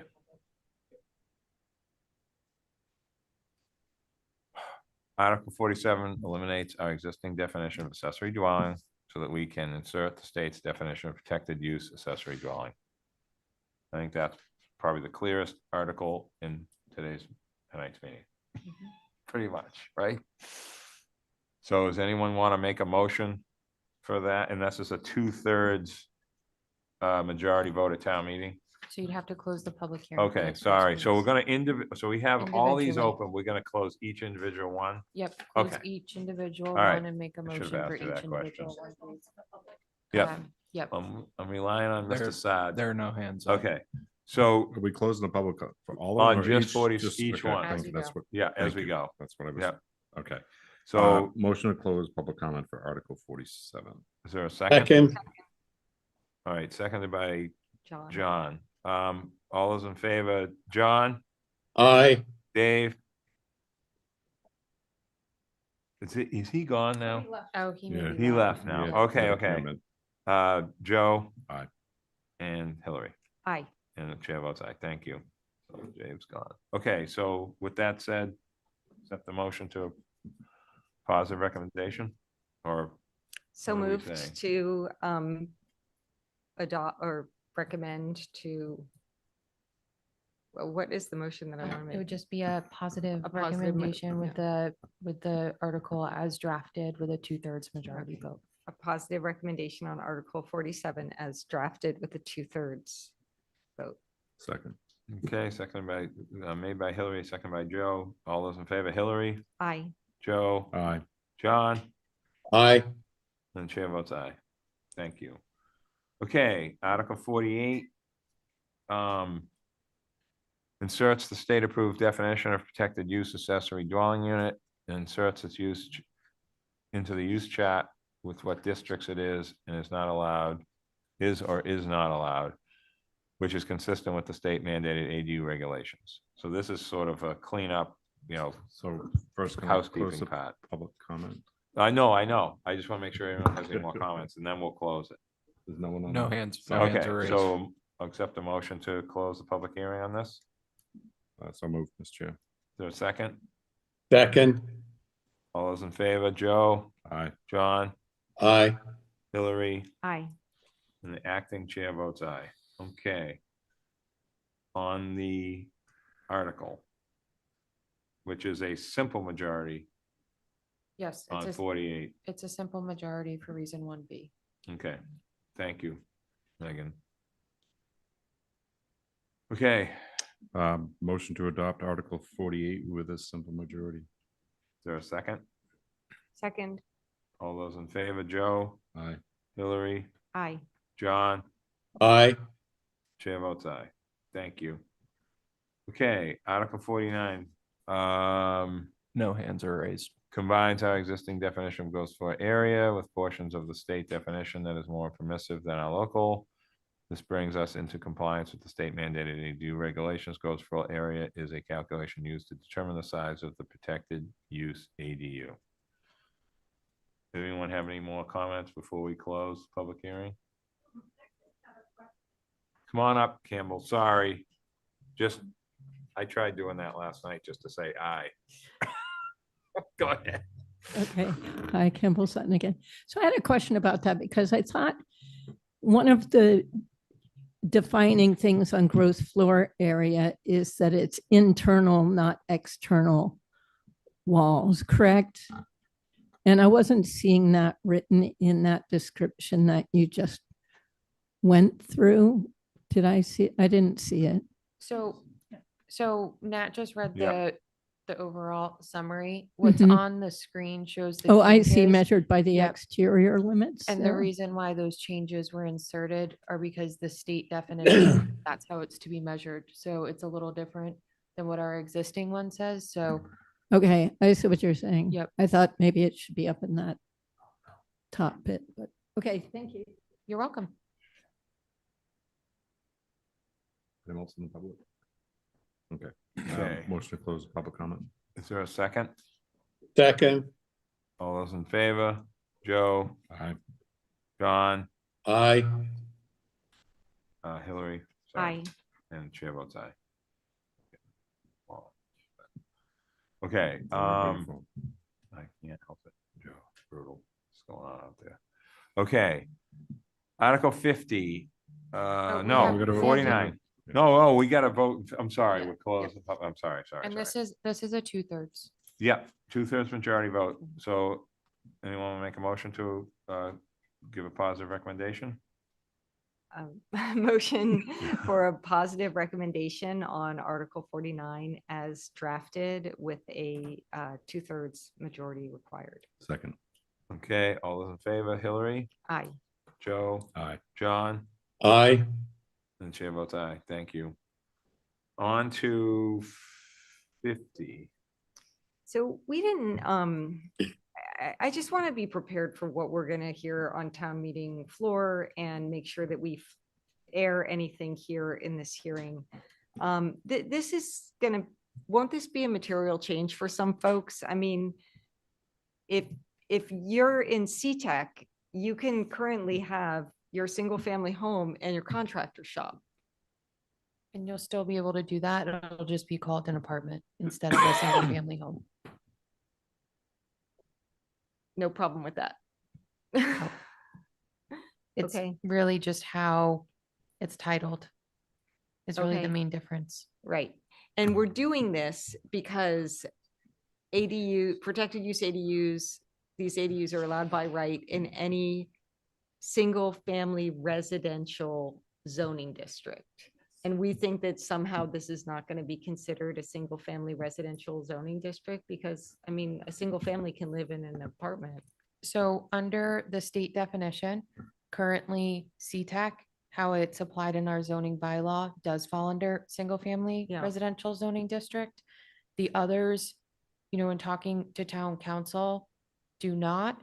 But, Leslie and I talked about it and Leslie brought up the good point that accessory still is allowed. So that's a gray area. Mhm. And it's best in commercial districts to have it be classified as the commercial categorization for the residential use. So in Mhm. our zoning bylaw, that would be apartment or apartment building. So it's still, if you look at 27 Old South Road, for example, that was an apartment special permit that was recently permitted. Those function as single family Yeah. homes, or the majority do. But they're apartments because it's a commercial district. Yeah. So I understand why we're doing it. Mm. My question is, we're doing this to make it clear that these zones don't have to allow ADUs, protected use ADUs. Yes. People could argue about that, right? Not only in CTEC. They could potentially argue about that. It's not permitted in CDT, CMI, CNVN, or Yeah, BTEC because okay. primary dwelling currently is an accessory use. It's not a Okay. primary use. So you could argue it's not allowed by right unless there's a commercial use on the property. So I guess it's twofold. It's to clarify expectations on when a protected use ADU should be permitted. And it also cleans up, all of these uses that are allowed either in CTEC primary or in the other commercial districts as accessory, why it should be categorized as apartment. Commercial should go with commercial terminology. Well, I mean, I don't have a problem with what you're trying to do as long as this is what we need to do to, I mean, I don't have a problem with the objective is what I'm saying. I think this seems a little strange to me, but I'm not gonna Fight it. I think the most important thing to understand about this is the stuff that's on the ground now from when we changed zoning in some of these Mhm. places that was RC2 to C-Tax, say, like on Marble Way on one side.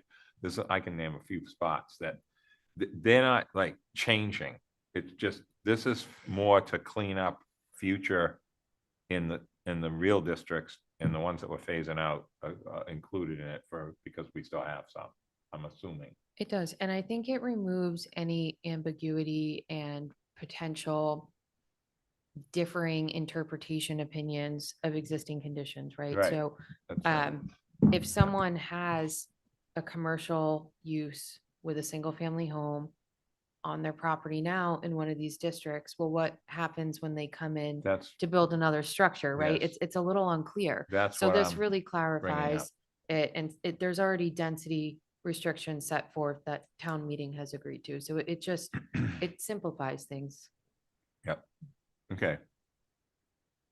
Excellent. Even though So- it's still complicated, it simplifies it. Yeah, exactly. That's just the way it is right What now. we- A goal should be to remove situations in the zoning bylaw that are completely open to interpretation, because interpretations differ.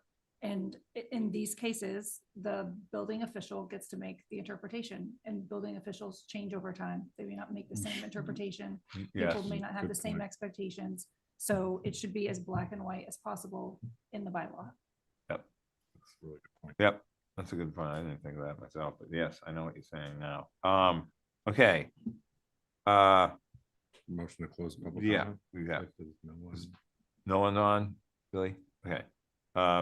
Motion made by Joe, seconded. Who wants to second to closing? Second, Thank you, John. All those in favor, Joe, Aye. John, aye. Hillary, Aye. and the chair votes aye. With that said, this is a 2/3 vote required town meeting. So, I will. oh, no, yeah, wait a minute. Yeah. Yes. No, Yeah. okay, sorry, go ahead. Sorry. This is like, okay. You're all confused. No, I'm fine now, sorry. It's your turn, Joe. I know. John, take one. Where are we at? So I motioned to approve Article 51 as drafted, No, and 50. it's a 2/3 50. majority vote. Yep, 50. 50, Article 50. 50, sorry. I know, that was my fault, sorry. about Thank that. you. All, second by, who wants a second? I'll second it. Second by Hillary. All those in favor, Joe, Aye. Hillary, Aye. John, Aye. and chair votes aye. Thank you. Okay, on to 51. Mr. Chair, Article 51 was re-advertised to the 9th, so you have a little We can reprieve and a continue little this? more time to think about that one. Yes, So you're, leave you're it gonna open. have to discuss it again on Yeah. the 9th because of how it was advertised. So Oh, Um, okay. the Not initial, just how it was talked about for an hour and a half? Okay. Well, that's good to know your feedback. No, and no, good- it's good. good Yeah. No, for I- you I'm all to glad. have that conversation so you can let that. So motion Yeah, to continue simmer. to. And Amy's coming back Tonight? to us. no, not on the 9th. Oh, She's not. okay. We have to No. motion to continue to the No. 9th? All right, is there a second? Second, All those in favor, Joe, Aye. John, aye. Hillary, Aye. the chair votes aye. Thank you for that clarification, staff. On to 52. Yeah, the tertiary elimination, which we didn't talk about because we already know about it.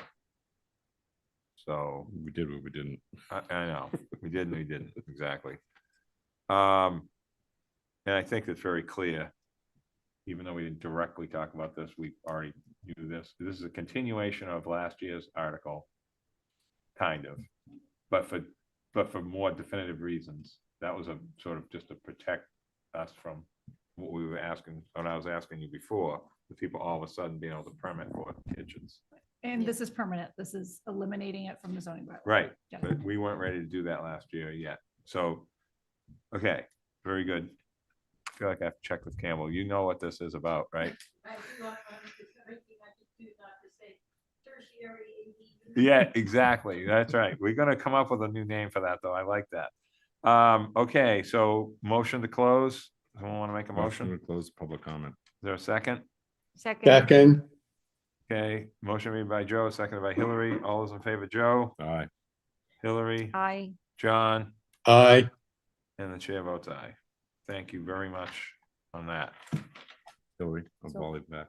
Okay. Can I just check, I'm sorry, when we made the motion to adopt Article 48, did we include in our motion that extra language? Yes, we did. Okay, thank you very much. Okay, Sorry. thank you. Okay, Excuse me, didn't explicitly put it in the motion, but you talked about it at length and we have a note. to You put have that a note your to put it in. motions. Okay, that's what I thought. Thank you. okay. So Article 53, eliminating Oh, the. Did you didn't vote on So- Article 52 Oh, to take I thought we action? did. No, You we just just- closed we the just public closed the hearing. public Oh, I'm You guys are sorry. on such a roll now. Okay, Right? I'm going to make a motion God, okay. to adopt Article 52 Yeah. as drafted with a 2/3 majority. Second. All those in favor, Hillary, Aye. Joe, Aye. John, Aye. and the chair votes aye. This is like, everything looks the same, so I'm sorry about that. All right, we're on Article 53 now. Garage apartment going away, not the garage apartment going away, but the language going away. That I think needs to be very Yes. Yeah. explained. You It's can- just like, kind of like driving on the beach too, this garage apartment terminology over the last 50 years. So, and it's important that everyone understands what we're trying to do here, because we're not, we're just trying to get this to fit all the stuff that the state has done to fit, and also clean up some of the things that we may have already done without the Mhm. state, this is kind of probably one of them. So, someone want to make a motion to close, or any more comments? Billy, we good? Yep. Okay, Motion to close the public comment. is there a second? Second. Okay, motion made by Joe, seconded by John. All those in favor, Joe, Aye. John, Aye. Hillary, Aye. and the chair votes aye. Thank you so much. On the article, 2/3 majority required. Motion to adopt Article 53 is drafted with a 2/3 majority vote. Is there a second? Second. All those in favor, Joe, Aye. Hillary, Aye. John, Aye. chair votes aye. Awesome, thank you very much. Okay. Another cleanup-y article. So Article 54 adds density calculation for apartment in VN and VTech, because the primary dwelling and garage apartment allowances have been removed in Articles 50 and 53. So this is a cleanup from what we're doing with the other articles. Correct. Sort of, so this is good. So this is more housekeeping article. This is a simple majority. Okay. Correct. Someone want to make a motion to close? So moved. Comment. Okay. Sorry, Billy's eyes. I'm not laughing at Is him. there a second? Oh, John seconded. Right? You made the motion, Joe, and John seconded? Yeah, I 210, think. 220. Okay, all those in favor, Joe, Aye. John, Aye. Hillary, Aye. and chair votes aye. Thank you.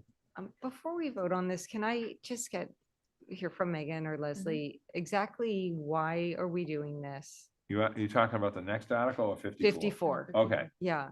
Why are we doing this, and what will the impact be on the zones that we're changing? So there will be no impact.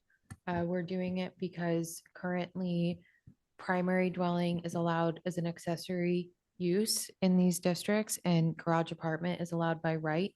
So those are two residential options that one could proceed with in these districts for a maximum of 2 residential units per lot where there's a commercial use.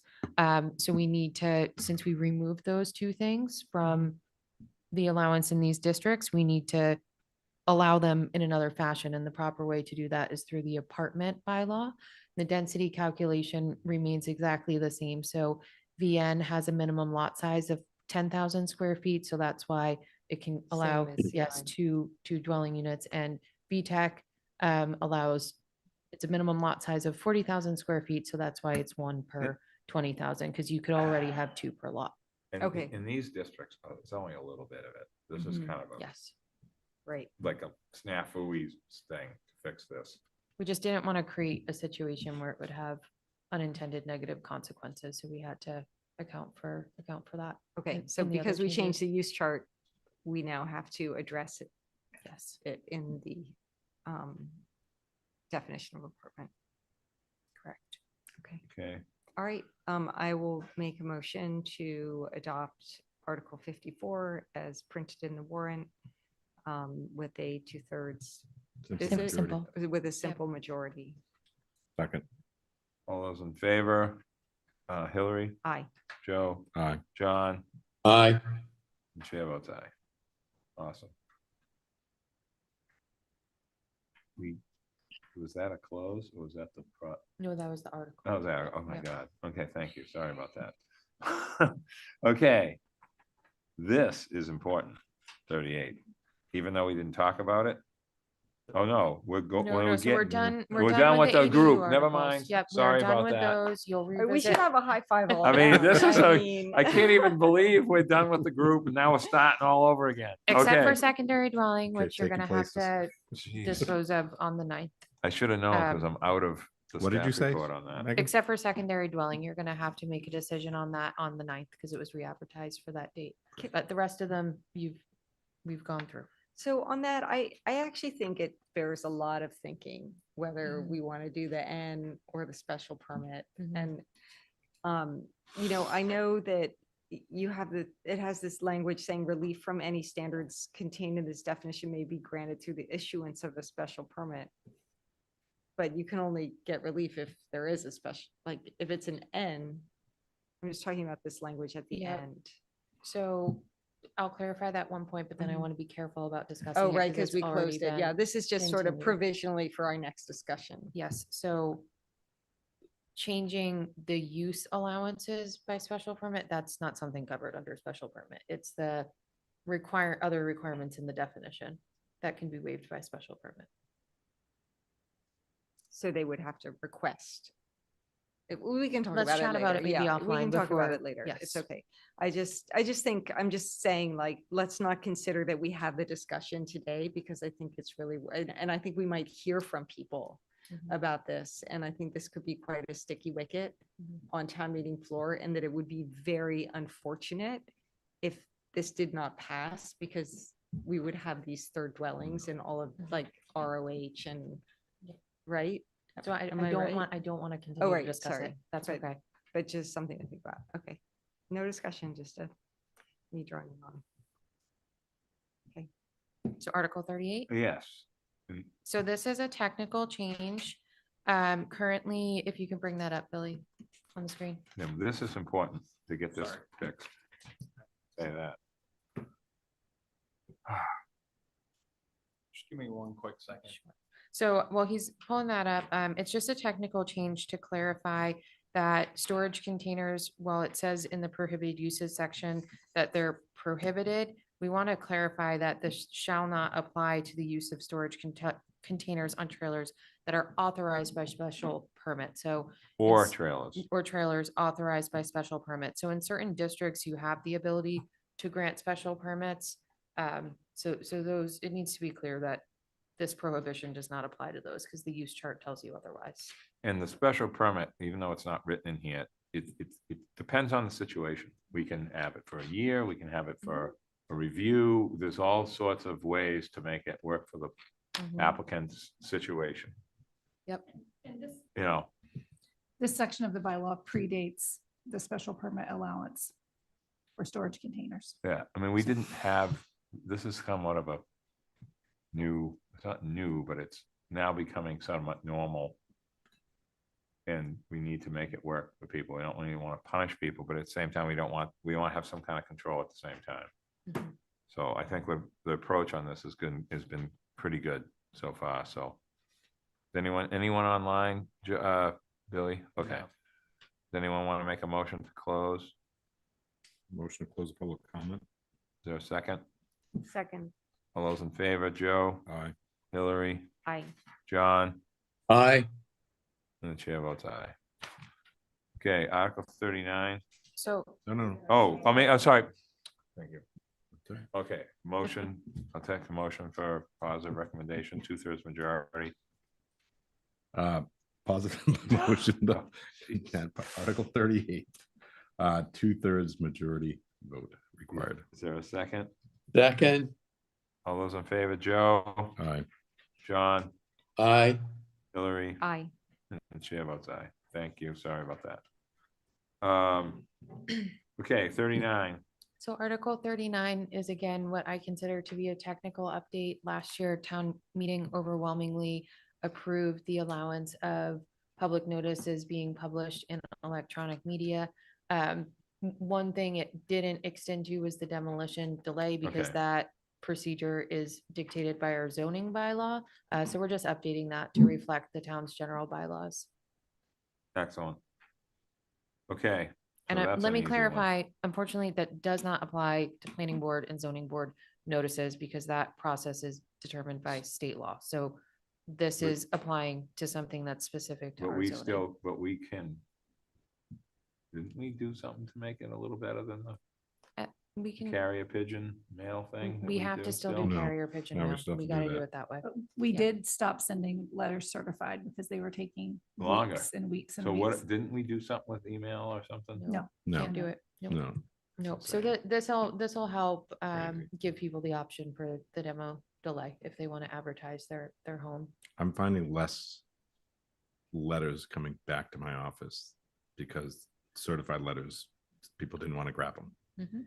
Yeah, they So- don't know what they think it's. Right. Something And they then don't once need they to get. realize like, oh, okay, then I'm getting more calls, which is great. I mean, I'm not going Mm-hmm. to complain, but I'm kind of a catch-22. So I'm kind of glad we did that.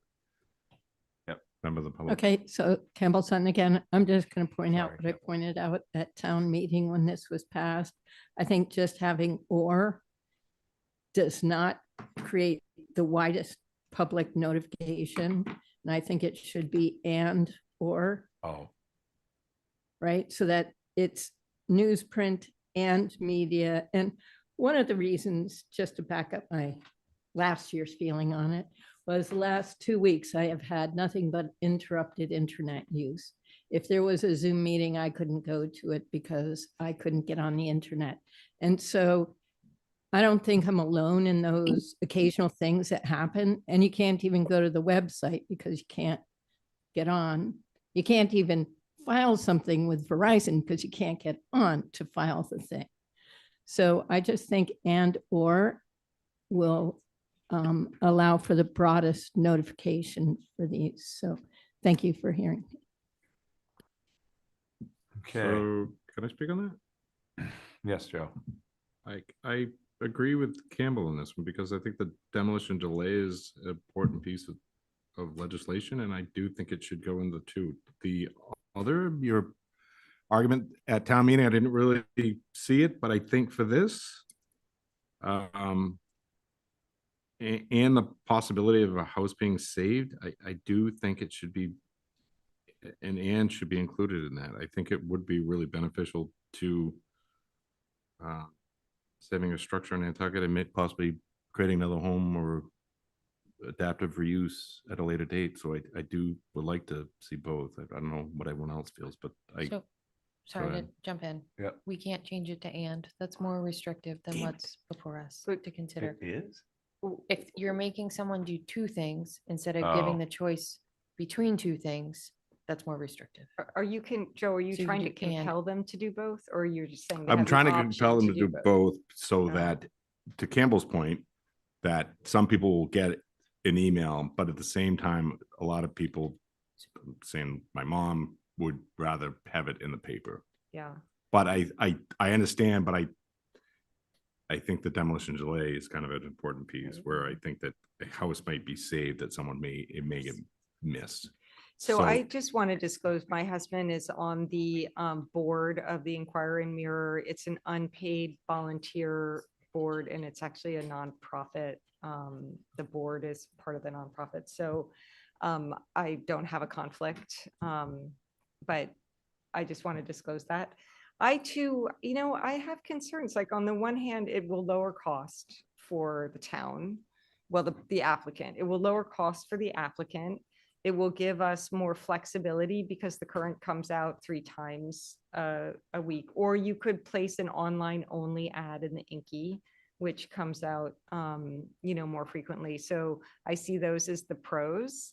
The con is that, there are a lot of people who don't look at, aren't online as much. And it's just easier to miss stuff. Like if you get your newspaper and there are going to be notices in it, you read through it and it's there on the kitchen table. I think it's a better way to inform people. So I have to say, I'm really torn on this one as far as what's best for the general public. To make sure, the point is to make sure the word gets out, the people get notified. People on island get notified. No, I Well, I think I understand. know. Some people get, I used This to get is where mine we get into paper this delivered to whole, school in this whole like, Cambridge. existing laws and weird stuff. I mean, can it say just internet media or whatever we're calling it, electronic media, and not have newspaper? I mean, I can't, So we don't, that's less or more. if you're changing it to make them, so right now you have to do it in print newspaper. Yeah. This article gives the option. You can either do print newspaper. Okay, Or you can do electronic media, but you got to do one of those two things. Okay. You got to pick. so you can't make But it be just If one. it's gonna be both, that's more restrictive than I what understand. is current The and what's effort being is proposed. restricting. I get it. Okay, Right. so at a later date, to make it more restrictive, how do I go about doing that if I had to? So an article at town meeting next year. Okay, Yes. so could you put that on my list to do?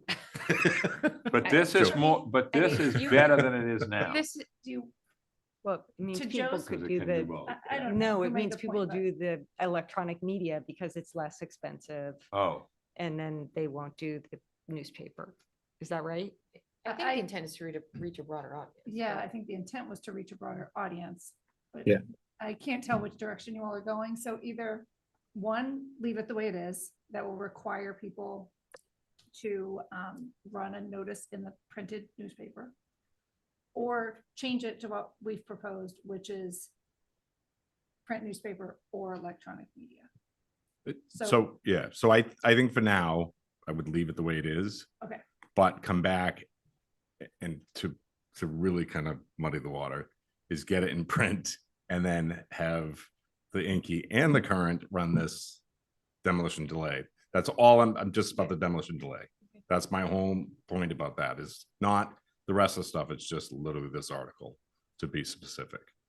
So you're interested in leaving it the way it's I, currently? at So this take- point, take I no don't So take no wanna action. Take no action. take no action. Nat, you can't see him, but John has his hand up. John, go ahead. Yeah, thanks, Mr. Chair. Sorry. I don't agree with something that Hillary just said, or someone said about it's the cost.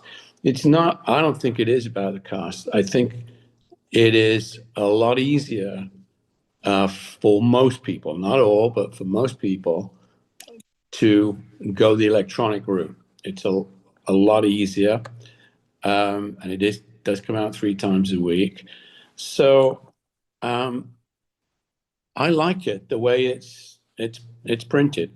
And I don't really like the idea of leaving it as it is. So I support the way it's written.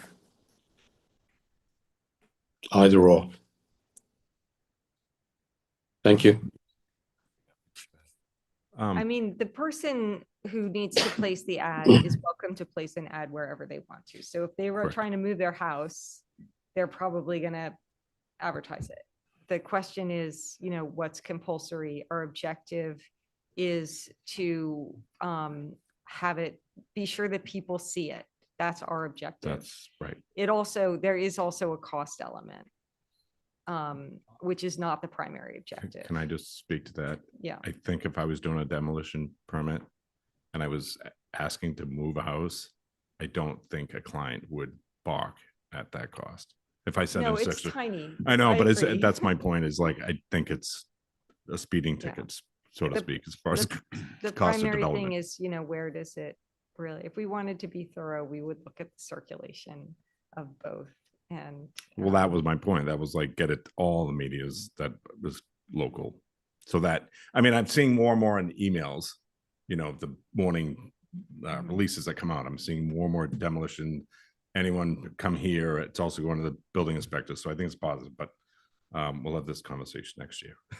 So I'm gonna make a motion to, John has his hand up, oh, so Go ahead, sorry. John. Yeah, I'd like to make one last comment. I think leaving it as it is, I mean, it ignores the way the world, I was going to say the world is going, the way the world has gone, which is, right or wrong, is away from printed news media and much more to electronic. I mean, that is, at all levels, whether it's local or national newspapers, that's the way it's already gone. And I think for us to say, well, we're not going to accept electronic, it just doesn't feel right. I think it's great to say you can do either way, but for the bulk of people that have already moved, the way they read their news and stuff to electronic away from print, I think it is time to say, hey, you can do either way. You can do either way. So that's my thought. Thank you. John, I think just not to, this isn't one of my most, sought after topics, but I think what we're trying to do here is isolate the demolition delay issue because of the town meeting vote last year, and so there's more ability for people to know what's going on with that one specific thing. As far as all the other notices, they have to go out, the old way, which is insanity, but it's true, until that gets straightened out in Boston. But this one was separating. Am I correct in saying that? Because this was something that had nothing to do with the original rules from the state. Is that what I heard you say? Something like that? I didn't hear everything you said, but the article that was approved at town meeting last year was for the town's general bylaw. So, yeah, that's what I mean. So it's separate from the state. Correct. So it's not all tied into the archaic thing the state wants with the registered mail. So that's Okay. under zoning law, and that's under subdivision control law. This is just our local zoning bylaw. Okay. So this isn't subject to the mailings and all of that. Right. This is That's just what I mean. advertising. So that's what I'm saying. That's this- why we can't fix the other stuff, which is way more of an issue than this, but this is an important issue when it happens. Correct. Versus the day-to-day stuff that's getting noticed to people, and people are licking stamps and all this stuff, which no one does anymore.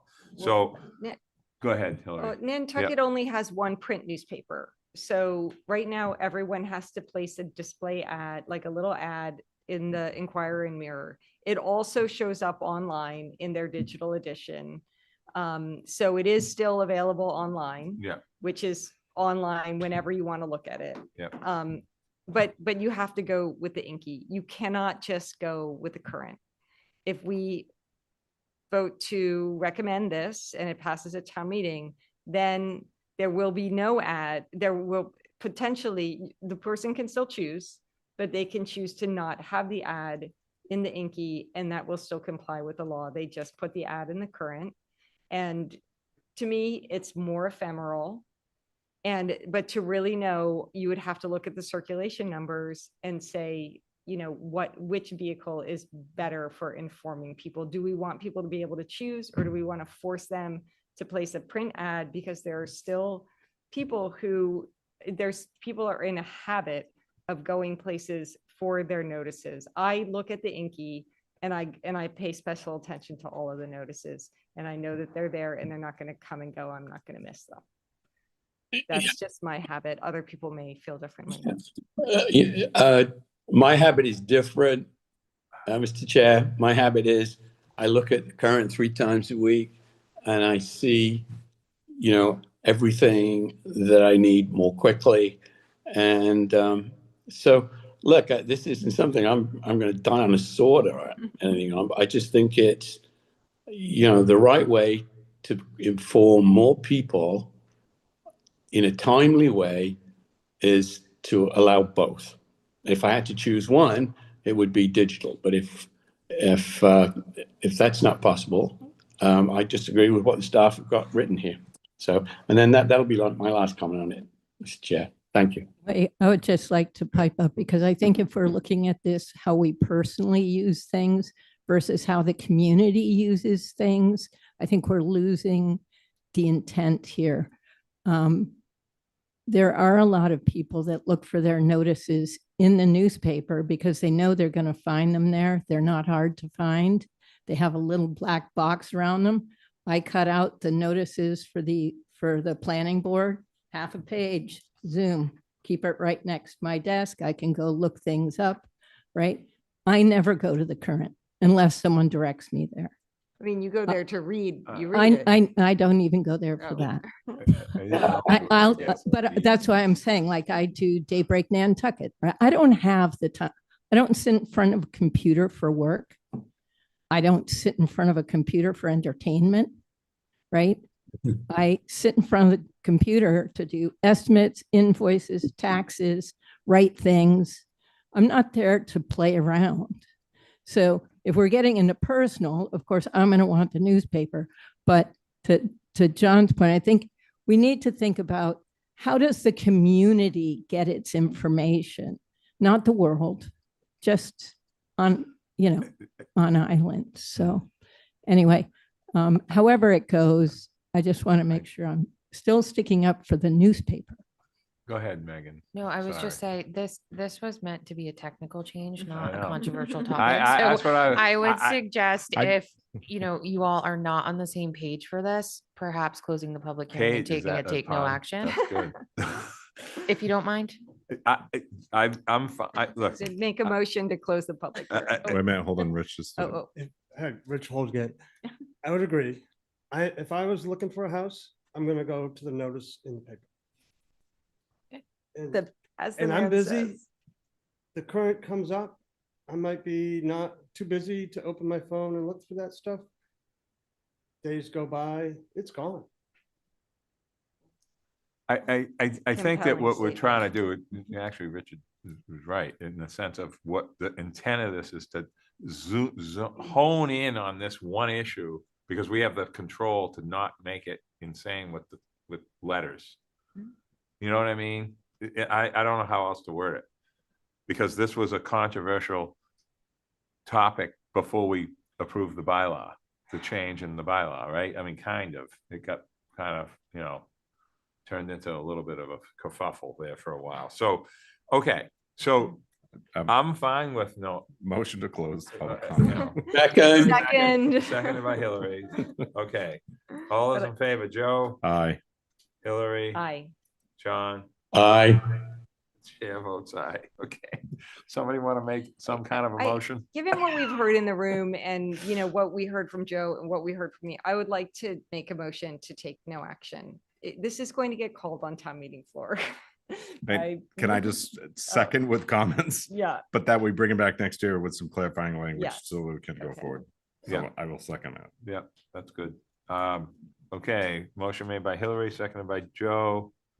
All those in favor, Hillary, Aye. Joe, Aye. Johnny. Aye. John. Never You mind. really are losing it. All those, and chair Sorry, votes John. aye. Okay, He's thinking about Johnny Be Good, Joe. yeah, exactly. All right. Now we're going 41. to, actually, this is a great topic, next one. Article 41 is the real lot subdivision amendment. So this just adds a simple sentence into the rear lot subdivision bylaw.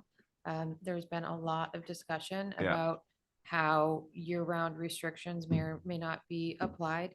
The inclusionary housing bylaw already defines that and dictates, 1 unit or 1 lot per every 5 created, or is otherwise specified in the zoning bylaw where rear lot subdivision is currently silent. So if you're going to want to continue that sort of discussion or have the flexibility So- to place year-round deed restrictions or attainable deed restrictions on new lots created through rear lot subdivision, because rarely do you reach 5, you need to update the zoning bylaw, and this does that through a simple sentence. And thank you for this. and clarifying on any is important, because it doesn't mean the whole lot. It could be up to our discretion. Maybe we require a tertiary. I'm not a tertiary, excuse me, a covenant. Oh my God, a covenant. Sorry, we just got rid of the tertiary. Sorry, the covenant for one, let's say, depends on where it is, depends on the application, depends on, there's a million moving parts with this discussion.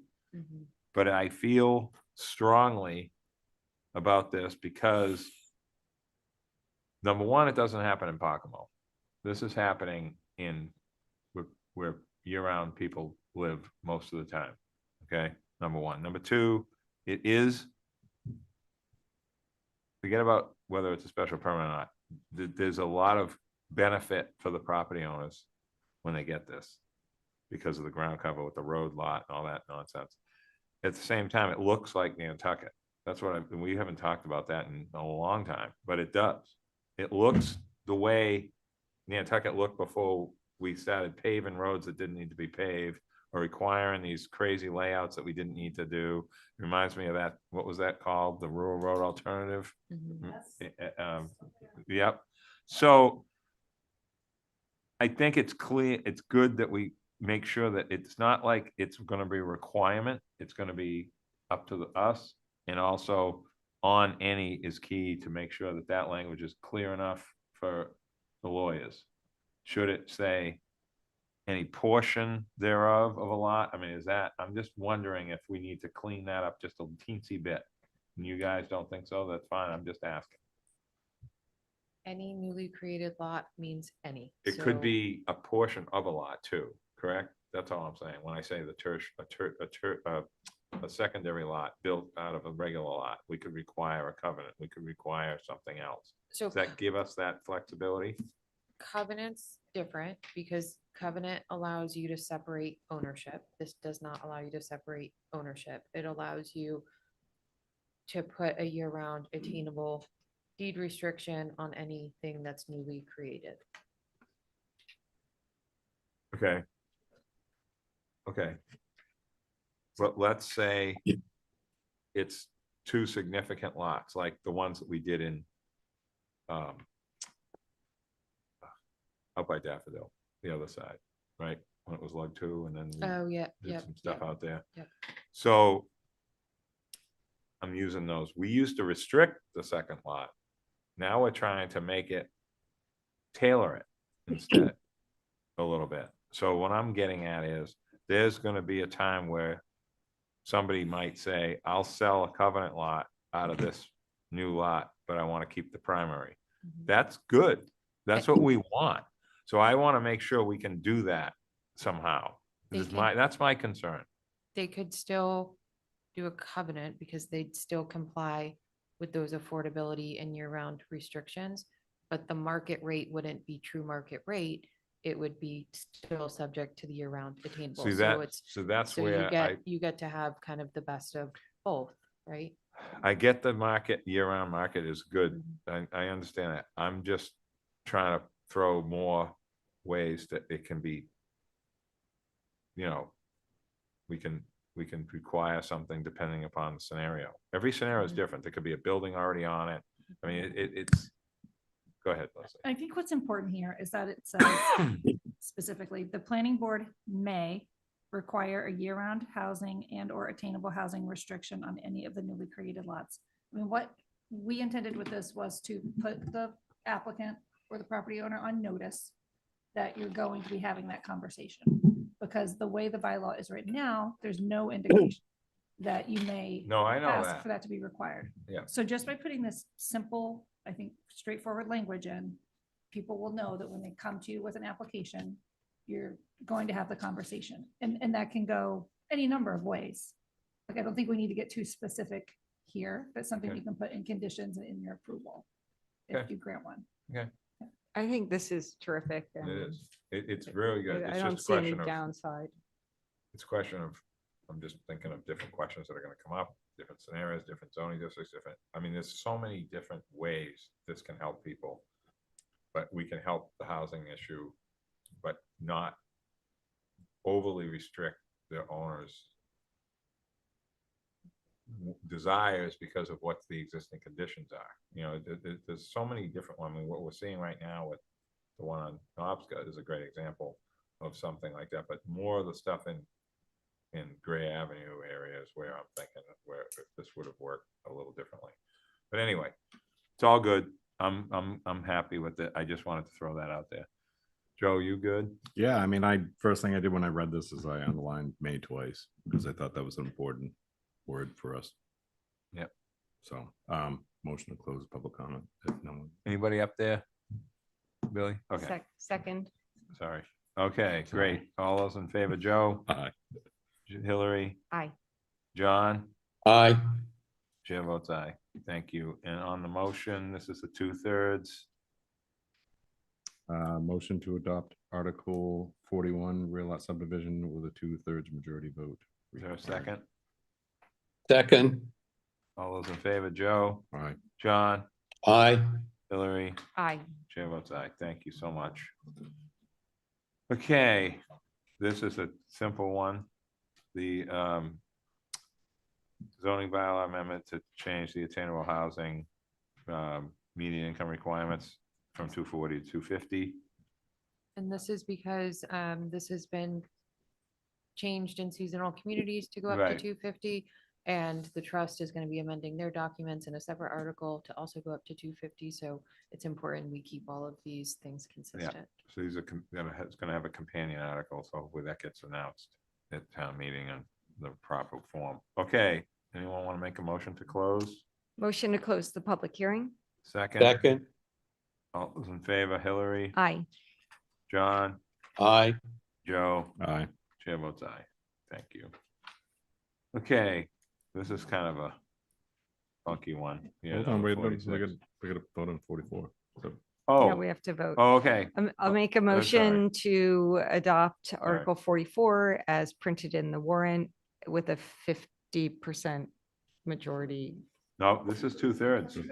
Oh, sorry, Yep. 2/3 quantum of vote. Crazy. Second.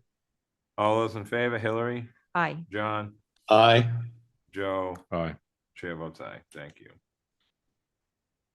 Okay, 46. Leslie, you wanna take this one real quick? What we're doing here, just to kind of, this is a cleanup type of thing. Yeah, it's a cleanup and it's adding in a new concept. So we're cleaning up the definition of time sharing or time interval ownership, dwelling unit or dwelling. And we are adding in fractional ownership as well. So a few years ago, there's a bit of a stir about fractional ownership and a concern that that was going Off to New Lane. This That was one there. Yeah. 11 Meadow. Yeah, Yeah. And at the time, we were in the middle of the short-term rental discussion and the planning board decided to just pause the fractional ownership until the short-term rental discussion was over. So we've been working a lot, I think you all know, from the Planning Commission with the Martha's Vineyard Commission on various initiatives. And their housing planner, I guess, brought this definition to our attention. And it's one that they spent a lot of time developing on the vineyard. And it does get at the fractional ownership issue without interfering with family ownership.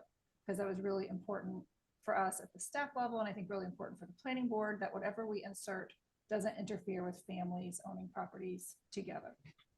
So this one adds criteria that you would have to meet in order to qualify as fractional ownership, interval, or timeshare unit. So that's sort of that in a nutshell. Then in the use chart, we would change what is now the timeshare fraction, what's it called? Timeshare interval ownership from a yes to a special permit in the CDT, CMI, CN, and VN districts. And then we would change the yes to a no in RC because we are in the process of phasing out the RC and we don't encourage new uses there. So I think this is overall a cleanup with the addition of the fractional ownership, which you have wanted to do. Thank you. Yeah, so I I think this is really good and is what we needed to address the concern. I didn't know that it came from Laura, that over at Martha's Vineyard Commission. That's great. One of the things that I kind of drilled down on was the partnership idea, because of course a partnership can be anything, right? But because it has this language that says if you're selling the fractional or divided interest on the open market, then doesn't pass muster. So there are these fractional ownership opportunities where you can buy an eighth of a house, and you actually are buying an eighth interest in the house with strangers, and it is a partnership. But where you would get disqualified in our zoning is that the fact that you could then sell that to somebody outside the partnership would mean that this would no longer be permissible. So I felt very good about this. Agree. Great.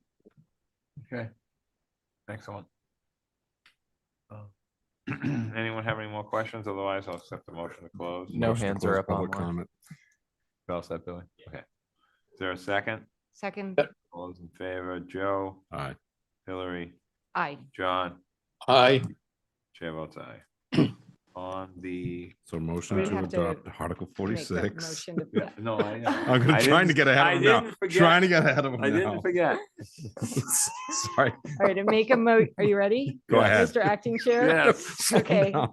I'm going to make a motion to adopt Article, which article is it? 46, as printed in the warrant. And is this a 2/3? Yes. Yes, with Yeah. a 2/3 quantum of vote. Second. All those in favor, Hillary, Aye. Joe, Aye. John, Aye. chair votes aye. Thank you. Okay, now for the fun stuff. All right.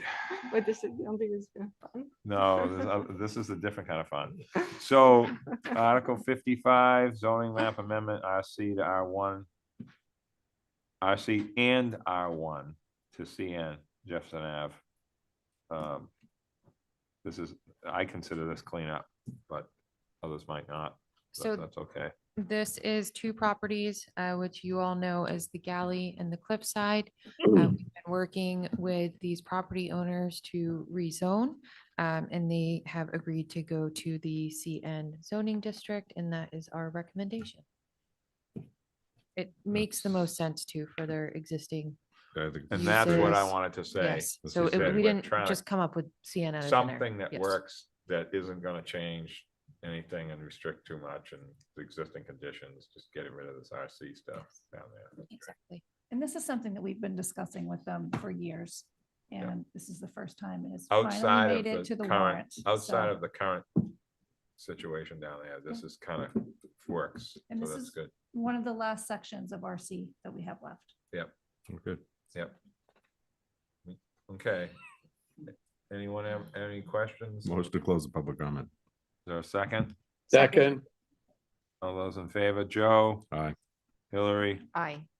chair votes, excuse me, John, Aye. chair votes aye. Catherine, where'd she go?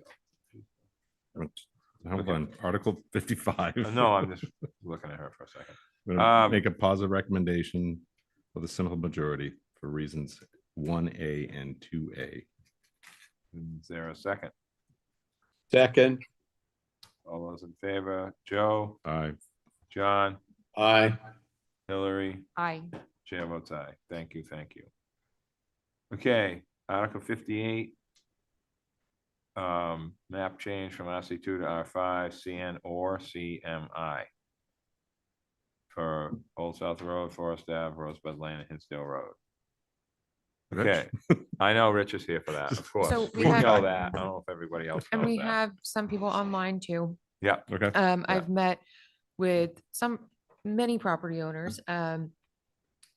Several are agreeable to moving to CN, which is the recommendation when we advertised this. I had sent letters out to all affected property owners, but hadn't had the chance to meet and have a dialogue about their existing uses, their maybe potential future uses, concerns, that sort of thing. So that's why there was a wide variety of options. Yes, yep. But the staff recommendation is going to be CN. For some property owners, particularly back on the Hinsdale side, and along Forest Ave to the left, they've been receptive to that, a couple on Rosebud as well, but there are a few property owners, one in the audience, one online, that have some concerns about the impacts of reducing the lot size. So with that, I don't know if you want to open the public hearing or Yep. if you have questions about that summarization.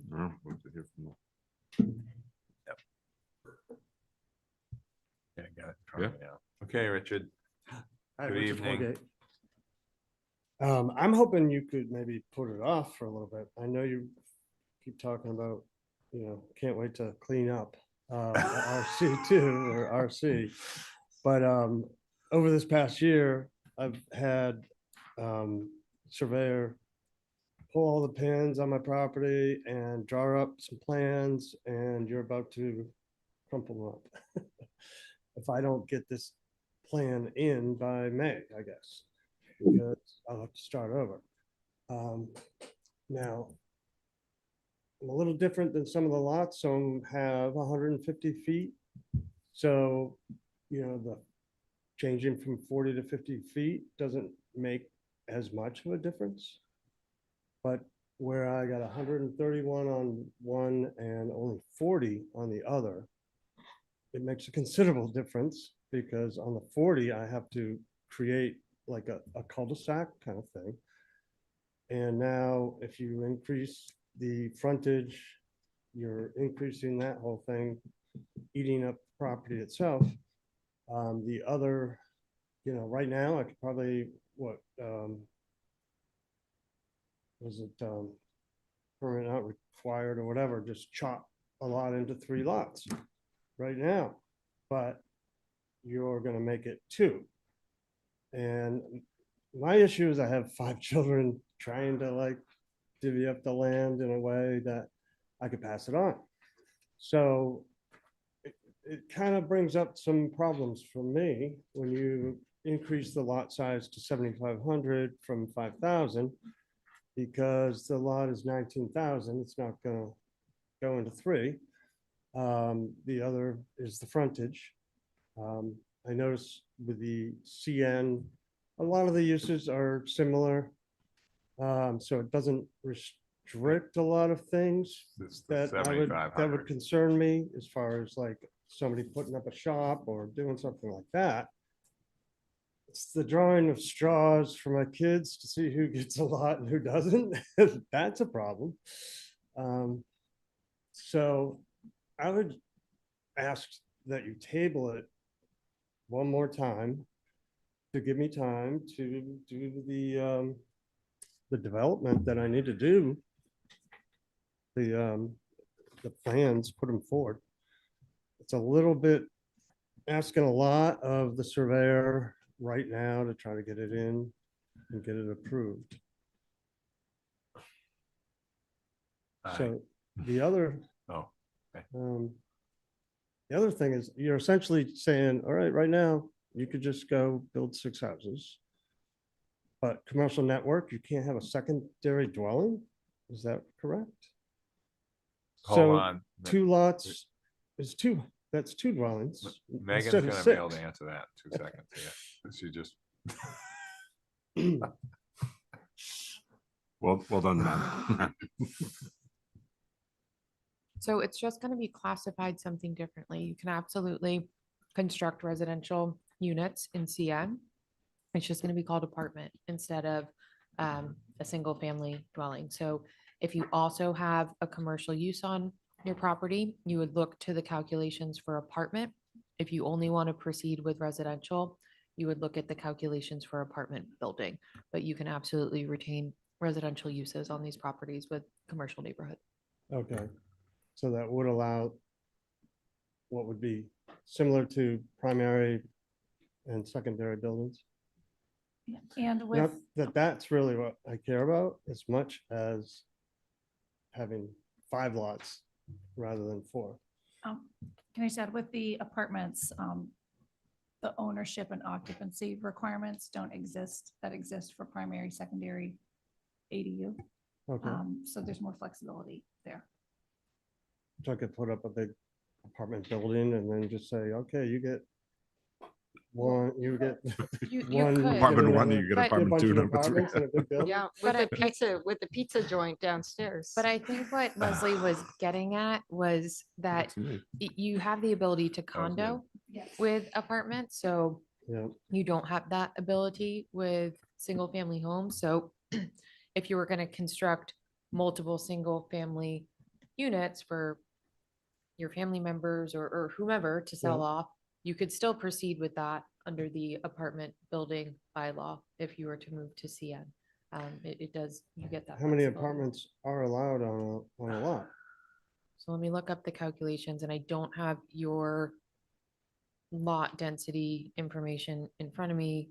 And you'd want to have Dan do an assessment as your think it surveyor would- on that. If But you cut it in half, it's 9,500 or so. so you max out at 6 units and 8 bedrooms per lot, but you would, if you could show that you have the ability to subdivide, that changes slightly. So just looking at if you're doing residential only, the calculation in CN is 1 dwelling unit for every 2,500 square feet of lot area. If you wanted to have commercial on your site and proceed with that apartment building calculation, it would be your commercial uses, and then your residential would be 1 unit per 3,000 square feet of lot area, because you also have commercial. So those would be the 2 options. Can I ask him a Right. question? You said something, and I want to make sure I understood. You said 4 lots instead of 5. You meant the CN 7,500 and RC2 is 5. That's what CN, you, 40 feet of frontage Well, the- and 5,000 square feet right. as I- opposed to 7,500 square Yeah, feet. the frontage part, R5 is 50, so it would, I'm just thinking about the square footage. So that part you have covered as long as you have the right uses and abilities in CN. Is that, what I'm hearing? One of you? my lots only has 40 feet, so I've got to do something no matter what. Right, But boosting the frontage from 40 to 50 changes that quite a bit. that small. Okay. What can we do in regards to taking the uses, so he doesn't have to rush around, freeze plan and all that. That's criminal unfortunate. plan. That's not right. You know, to have to ask, you know, to expect that from him. What can we do to remove the uses in the current zoning that we don't want, and let this go to what we want it to be, so he doesn't lose that? Is that possible? Not through this article. You could remove his parcels from this article and proceed with moving forward with the other parcels. That's really your only option. Yeah, I sort of had Or a ask for question on both. that. Or just- continue? Or, yeah, or you could scrap the whole article and come back another time. I mean, but changing uses Yeah, on I know. specific lots is Yeah. part, you can't do that. It's too complicated. That's Yeah. not, that's not. It's a not, thing. in this particular case, it doesn't work, but in others it has here and there, but not this. Okay. Campbell? Yeah, Sorry. so I'm just wondering, because I'm not familiar with his property, where Rich's property is located? That he's talking about? It'd be real convenient if it's on the left-hand side. It is. No. Well, left of No. going to out. If you're going out to the Going out to the airport, airport, it's on the it's, left. it's No, on but the as you're left. going down Oh, you mean, Forest Oh. Ave, okay. if his Sorry. properties were on the left, Unfortunately not. okay. Why? do you- Well, I was just thinking, like, instead of trying to figure out tonight how to specifically, so that he has time to think about how this is actually going to work with him, given what you guys have been saying, whether to Megan's point to try and, you know, you've done that previously with other owners, and you just sort of pull out their properties and continue the conversation. And so I was just sort of thinking that might be a way to move the greater portion of this area forward and allow Rich time to digest what you're talking about and how that might work for his family, as he's saying. Thank you. And you have 2 hands up from the public Yeah. online. Yep. Do you want to go to them? Yeah, we might as well go to. We have Emily Molden up first. Okay. Hi, Emily.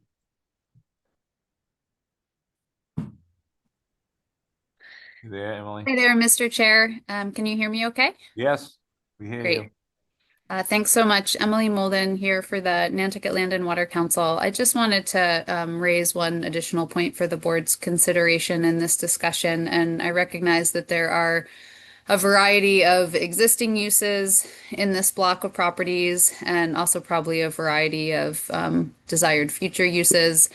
I just wanted to raise the point that these are actually in very close proximity to the public water supply wells for the Wannacomet property nearby. And so in whatever capacity you may have to do so, just to take that into consideration as far as maybe looking at least for some of them, more residential or light commercial uses, just to take into consideration the proximity of those wells as far as groundwater and potential future implications go with the uses on these sites. Thank you very much. Yep. We have Yep. a letter from Mark or a statement or both. Not a letter. Leslie and I met with him last week, was it? Yes. And we went through the existing uses allowed by right and by special permit in RC2, and went through the uses allowed by right and by special permit in CN. And after that discussion, he does not have a concern about moving to CN. That's great. Thank you. I really appreciate that. Yep. And, oh, Go ahead. can I just add, we've spent a long time talking to the property owners in this neighborhood about changing their district. And I understand the issues that this property owner has. And I would like for the board to consider removing him and his properties from the article, but moving forward with everything else. I mean, we've extended that courtesy to other property owners in the past, and it still advances most of what the planning board wants to achieve while giving the property owner time to fulfill their plans, and then we can go back. And Mr. Chair, so Yep. you have Deb Holgate online and Stephen Welch just raised his hand. Okay, let's go to Deb first and then Steve, Which one is it? because I think she was Deb, there please first. unmute. I just did. Hello. Hi. Deb Welcome. Holtgate. I'm sitting here with my husband, who's the actual owner of 3 Forest. And we've had lots of discussions, but I'm the one who gets to speak to you. We did have a conversation this morning with Megan. Very willing to help us out by postponing 3 Forest in this transition.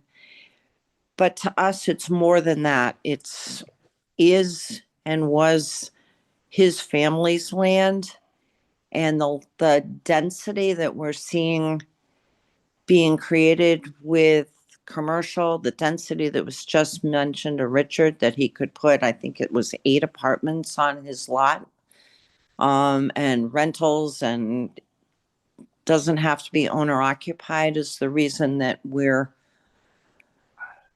not in favor of changing to CN. Okay. Can I ask a question? Yes. Yeah, hi Deb. Hi. So what is your preferred zone? Residential with small R5.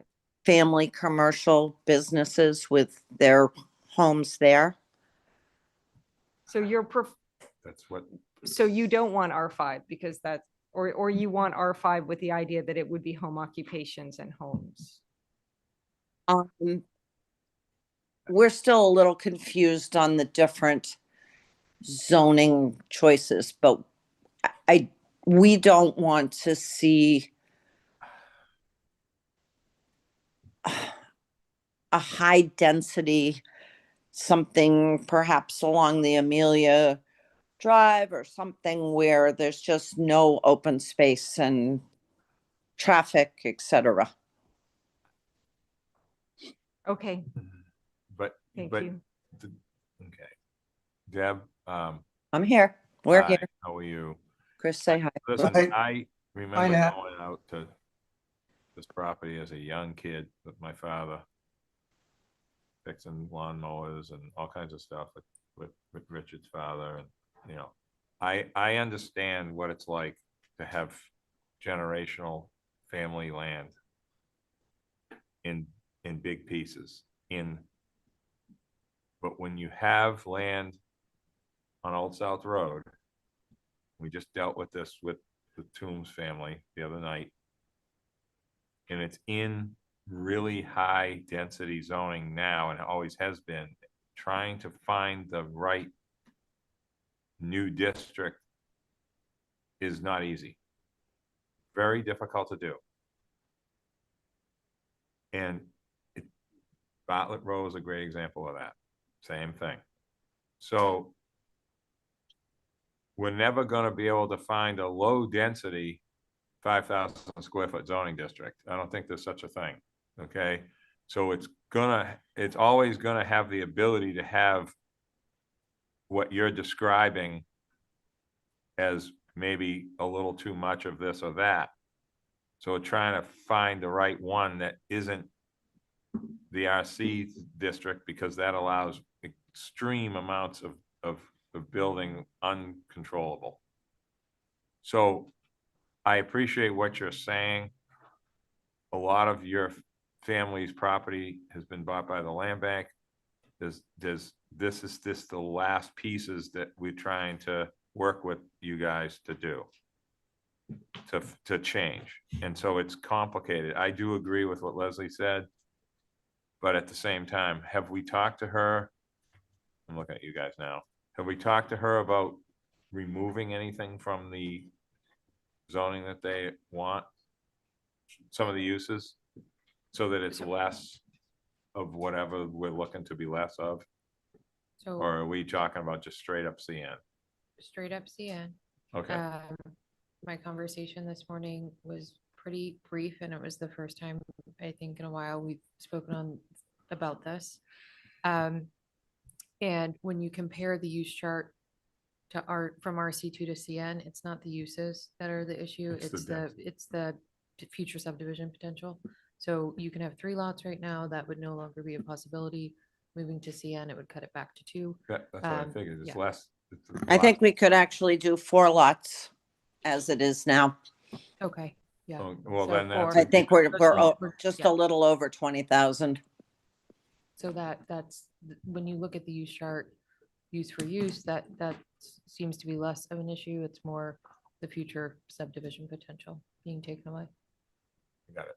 We're also concerned, we were fortunate enough to also have another property that was given by Donnie and Gert to Chris.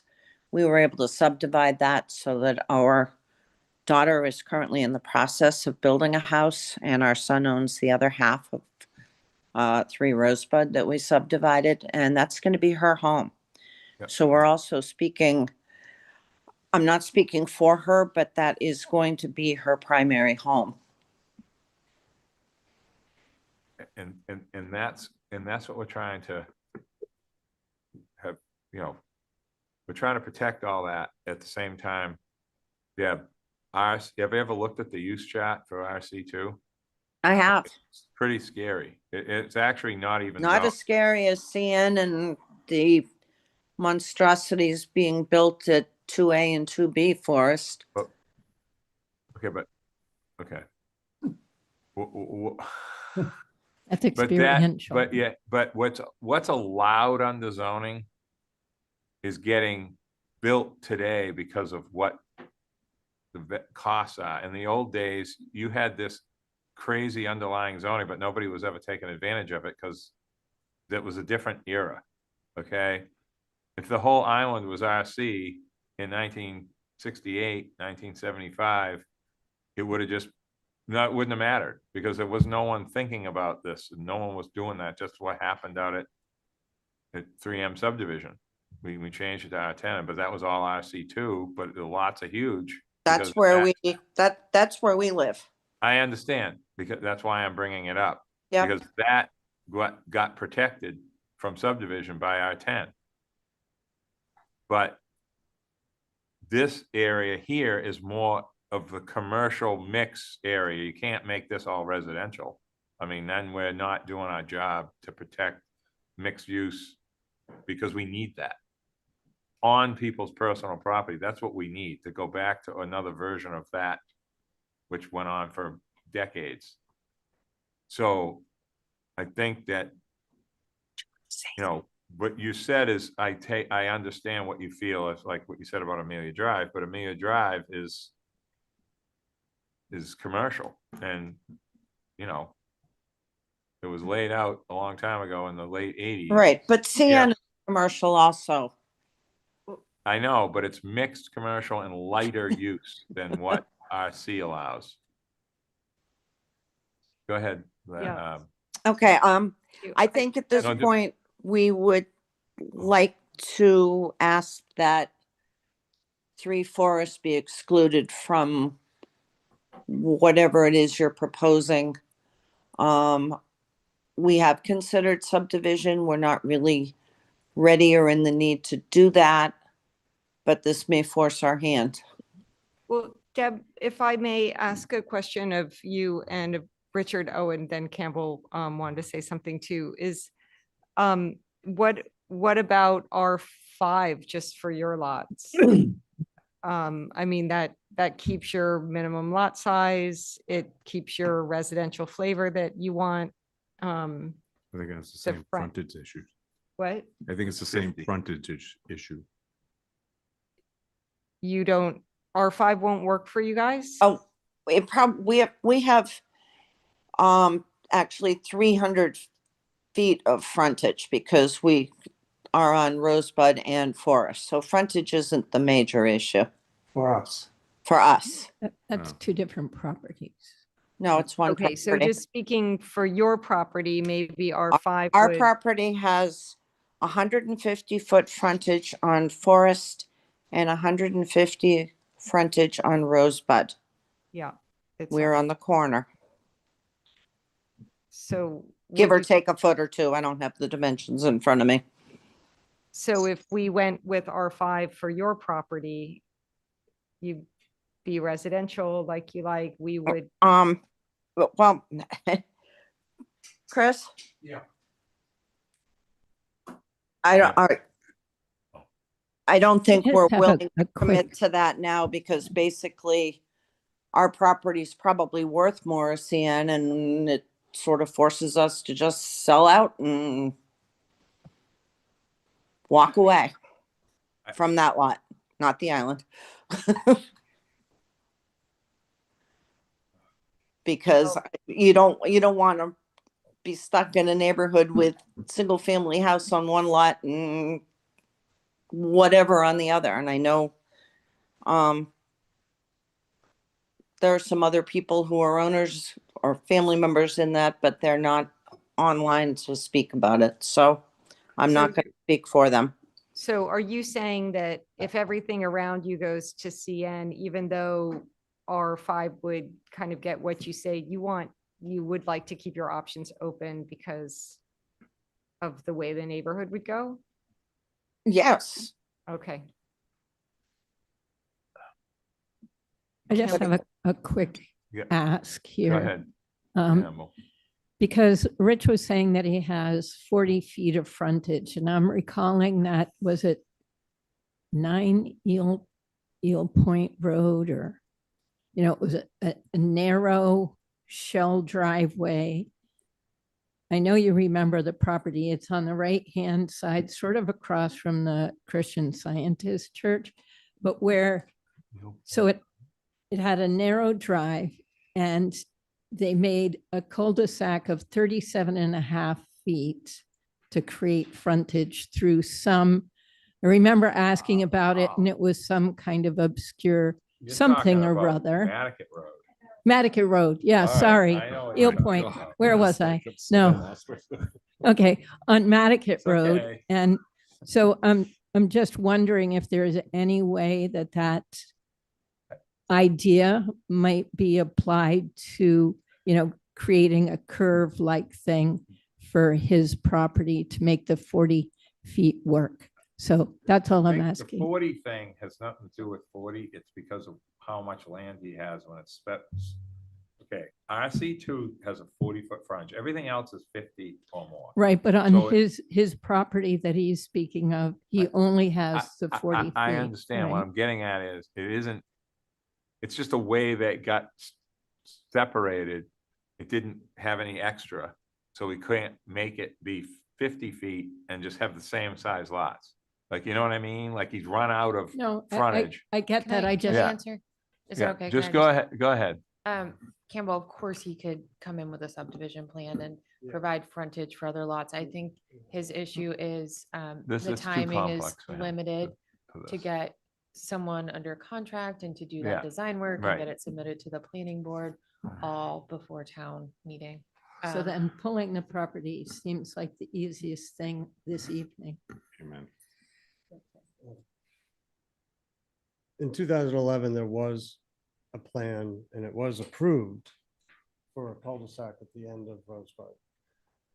My dad never followed through and filed it because he was tired of paying everybody, shelling out money.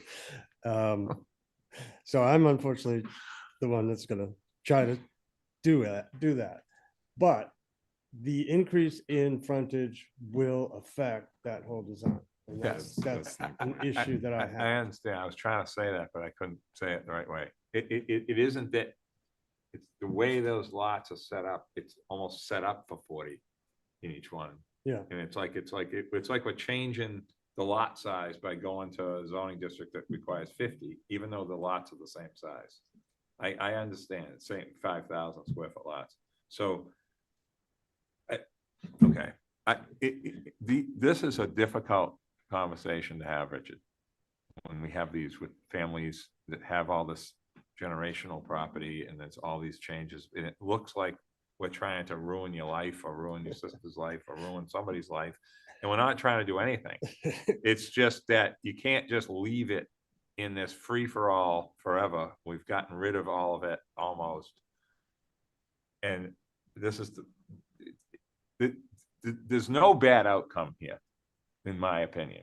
There really isn't, because you own it all. This is not, this is like generational figuring out what to do. You know what I mean? But this is putting you have to decide now. I And understand that, if you- and that's not that easy to do. You're in a situation where. Is you have CMI more kids 5,000? than you have Yes. lots. What would CMI do for them? I don't mean to get into a whole big gigantic conversation. 50 foot. No, So- but forget the Yeah. frontage part. No, it's I'm still- thinking about the 5,000 square foot lot part, which is majorly better than 7,500. If you had to pick. Mr. Chair, So, Deb's hand is I still up wouldn't- online, just so you're aware. Yeah, I understand. I wouldn't recommend putting two lots in a different commercial district that it doesn't abut. CMI was a No, I understand option that. if I it meant for was the whole. all of it. All right. Right. But if Should some we of just the remove Rich's lot? concerns are No, we surrounding should. We just remove Rich's density, lot, move on. CMI allows for more Even density more, than yeah. CN does. So it's still a mixed use district with lighter, intensity commercial uses, but it does allow for higher residential density. So if we're hearing concerns about future density from the neighborhood, CMI would not be the right fit for this area. But she sounded like she's in favor of more residential. So I'm just saying. Which would also argue against. Okay. I think we have three choices, right? We Mhm. can take this group of properties, Richards and Deb's. We can,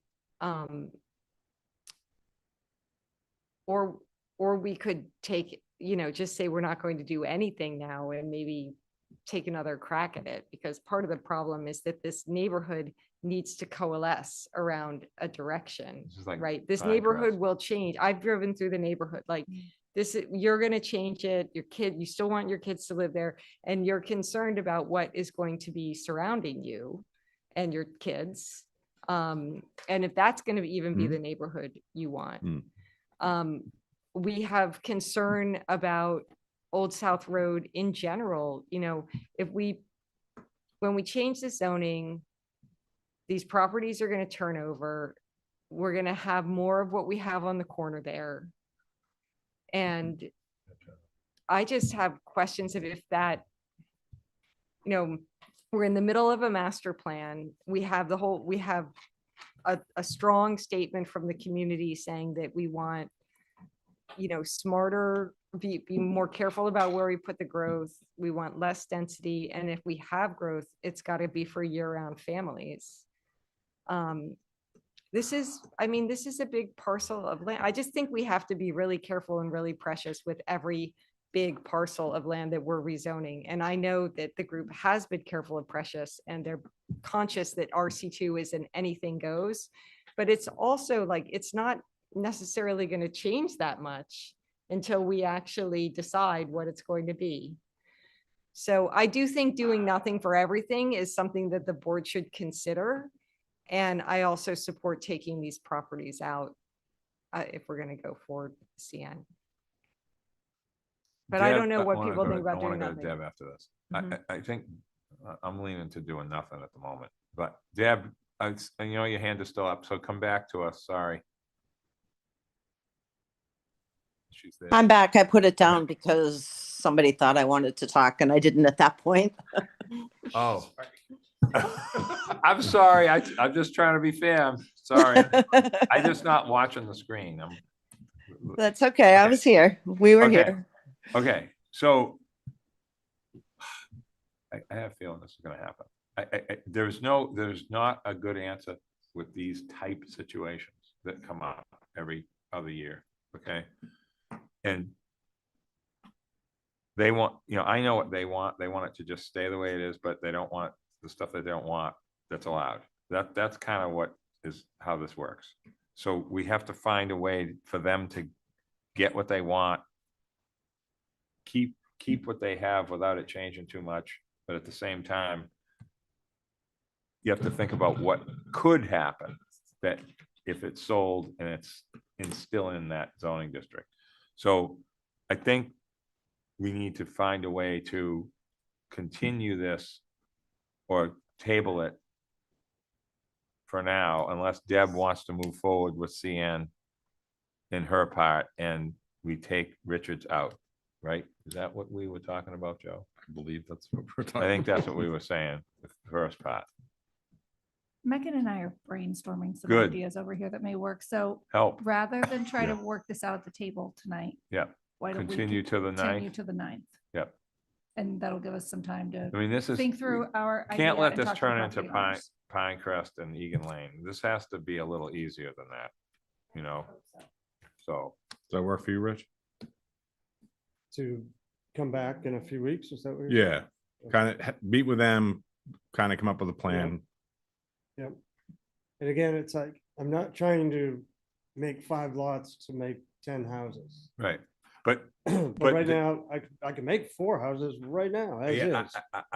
that's what I was trying to say. 5 individual owners is what I'm. No, doing. I We totally get understand it. that. Yeah. But what can happen versus what you want to do, I know you don't want to do a lot because you can't afford to.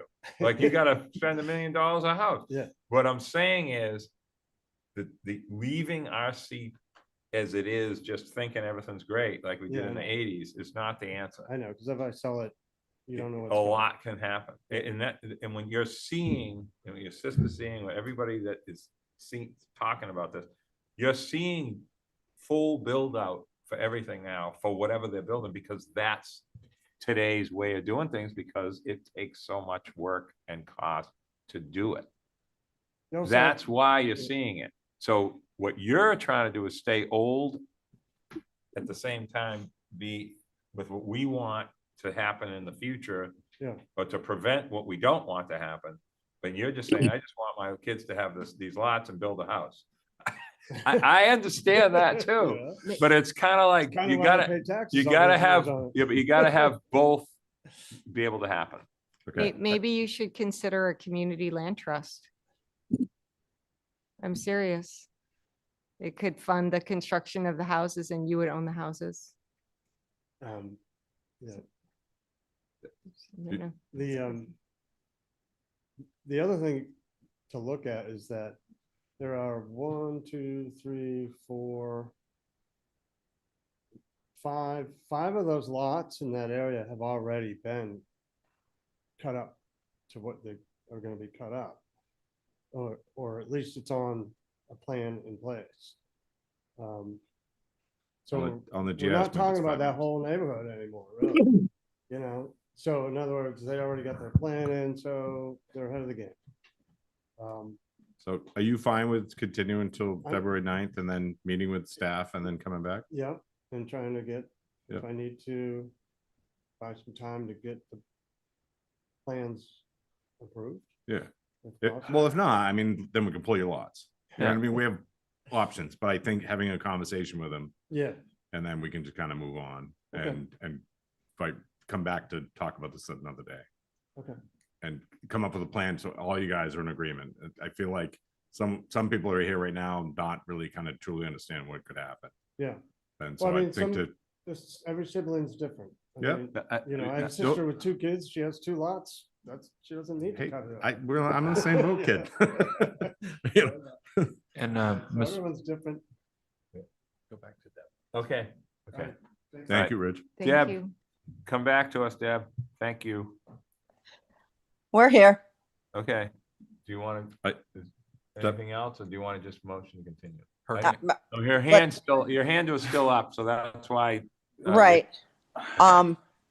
We're okay with continuing till the 9th. Yeah. Okay, And speaking with staff, Speaking with staff and also speaking with the other siblings to get them more involved because all they do is Yeah.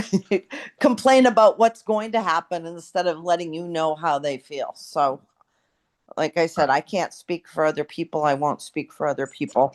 I'm speaking solely for Chris and I. okay. So I'm gonna put a motion in for continuance till February 9th. And hopefully you guys can all meet with staff and come up with a plan that everyone's acceptable for everyone. So, Okay. Can I get a second? is it, yeah? Second. All those in favor, Joe, Aye. Hillary, Aye.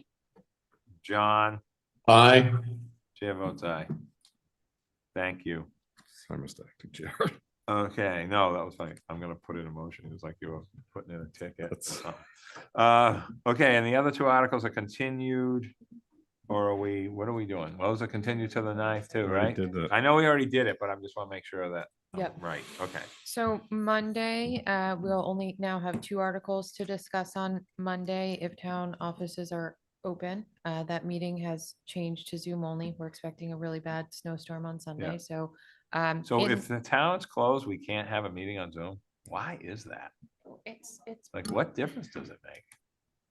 I hate to ask that question, but I'm just a regular person that I don't think about what day it is. I just go to work or union I don't. issues to deal with and Huh? union issues to deal with and Ah, things like I that. knew So it. It's Uh, just cleaner. it's cleaner, but we Oh. will have to convene briefly just to continue to a date certain since those 2 items. Okay, if town offices are open, we will have our meeting on Zoom. Just answered like thousands of questions.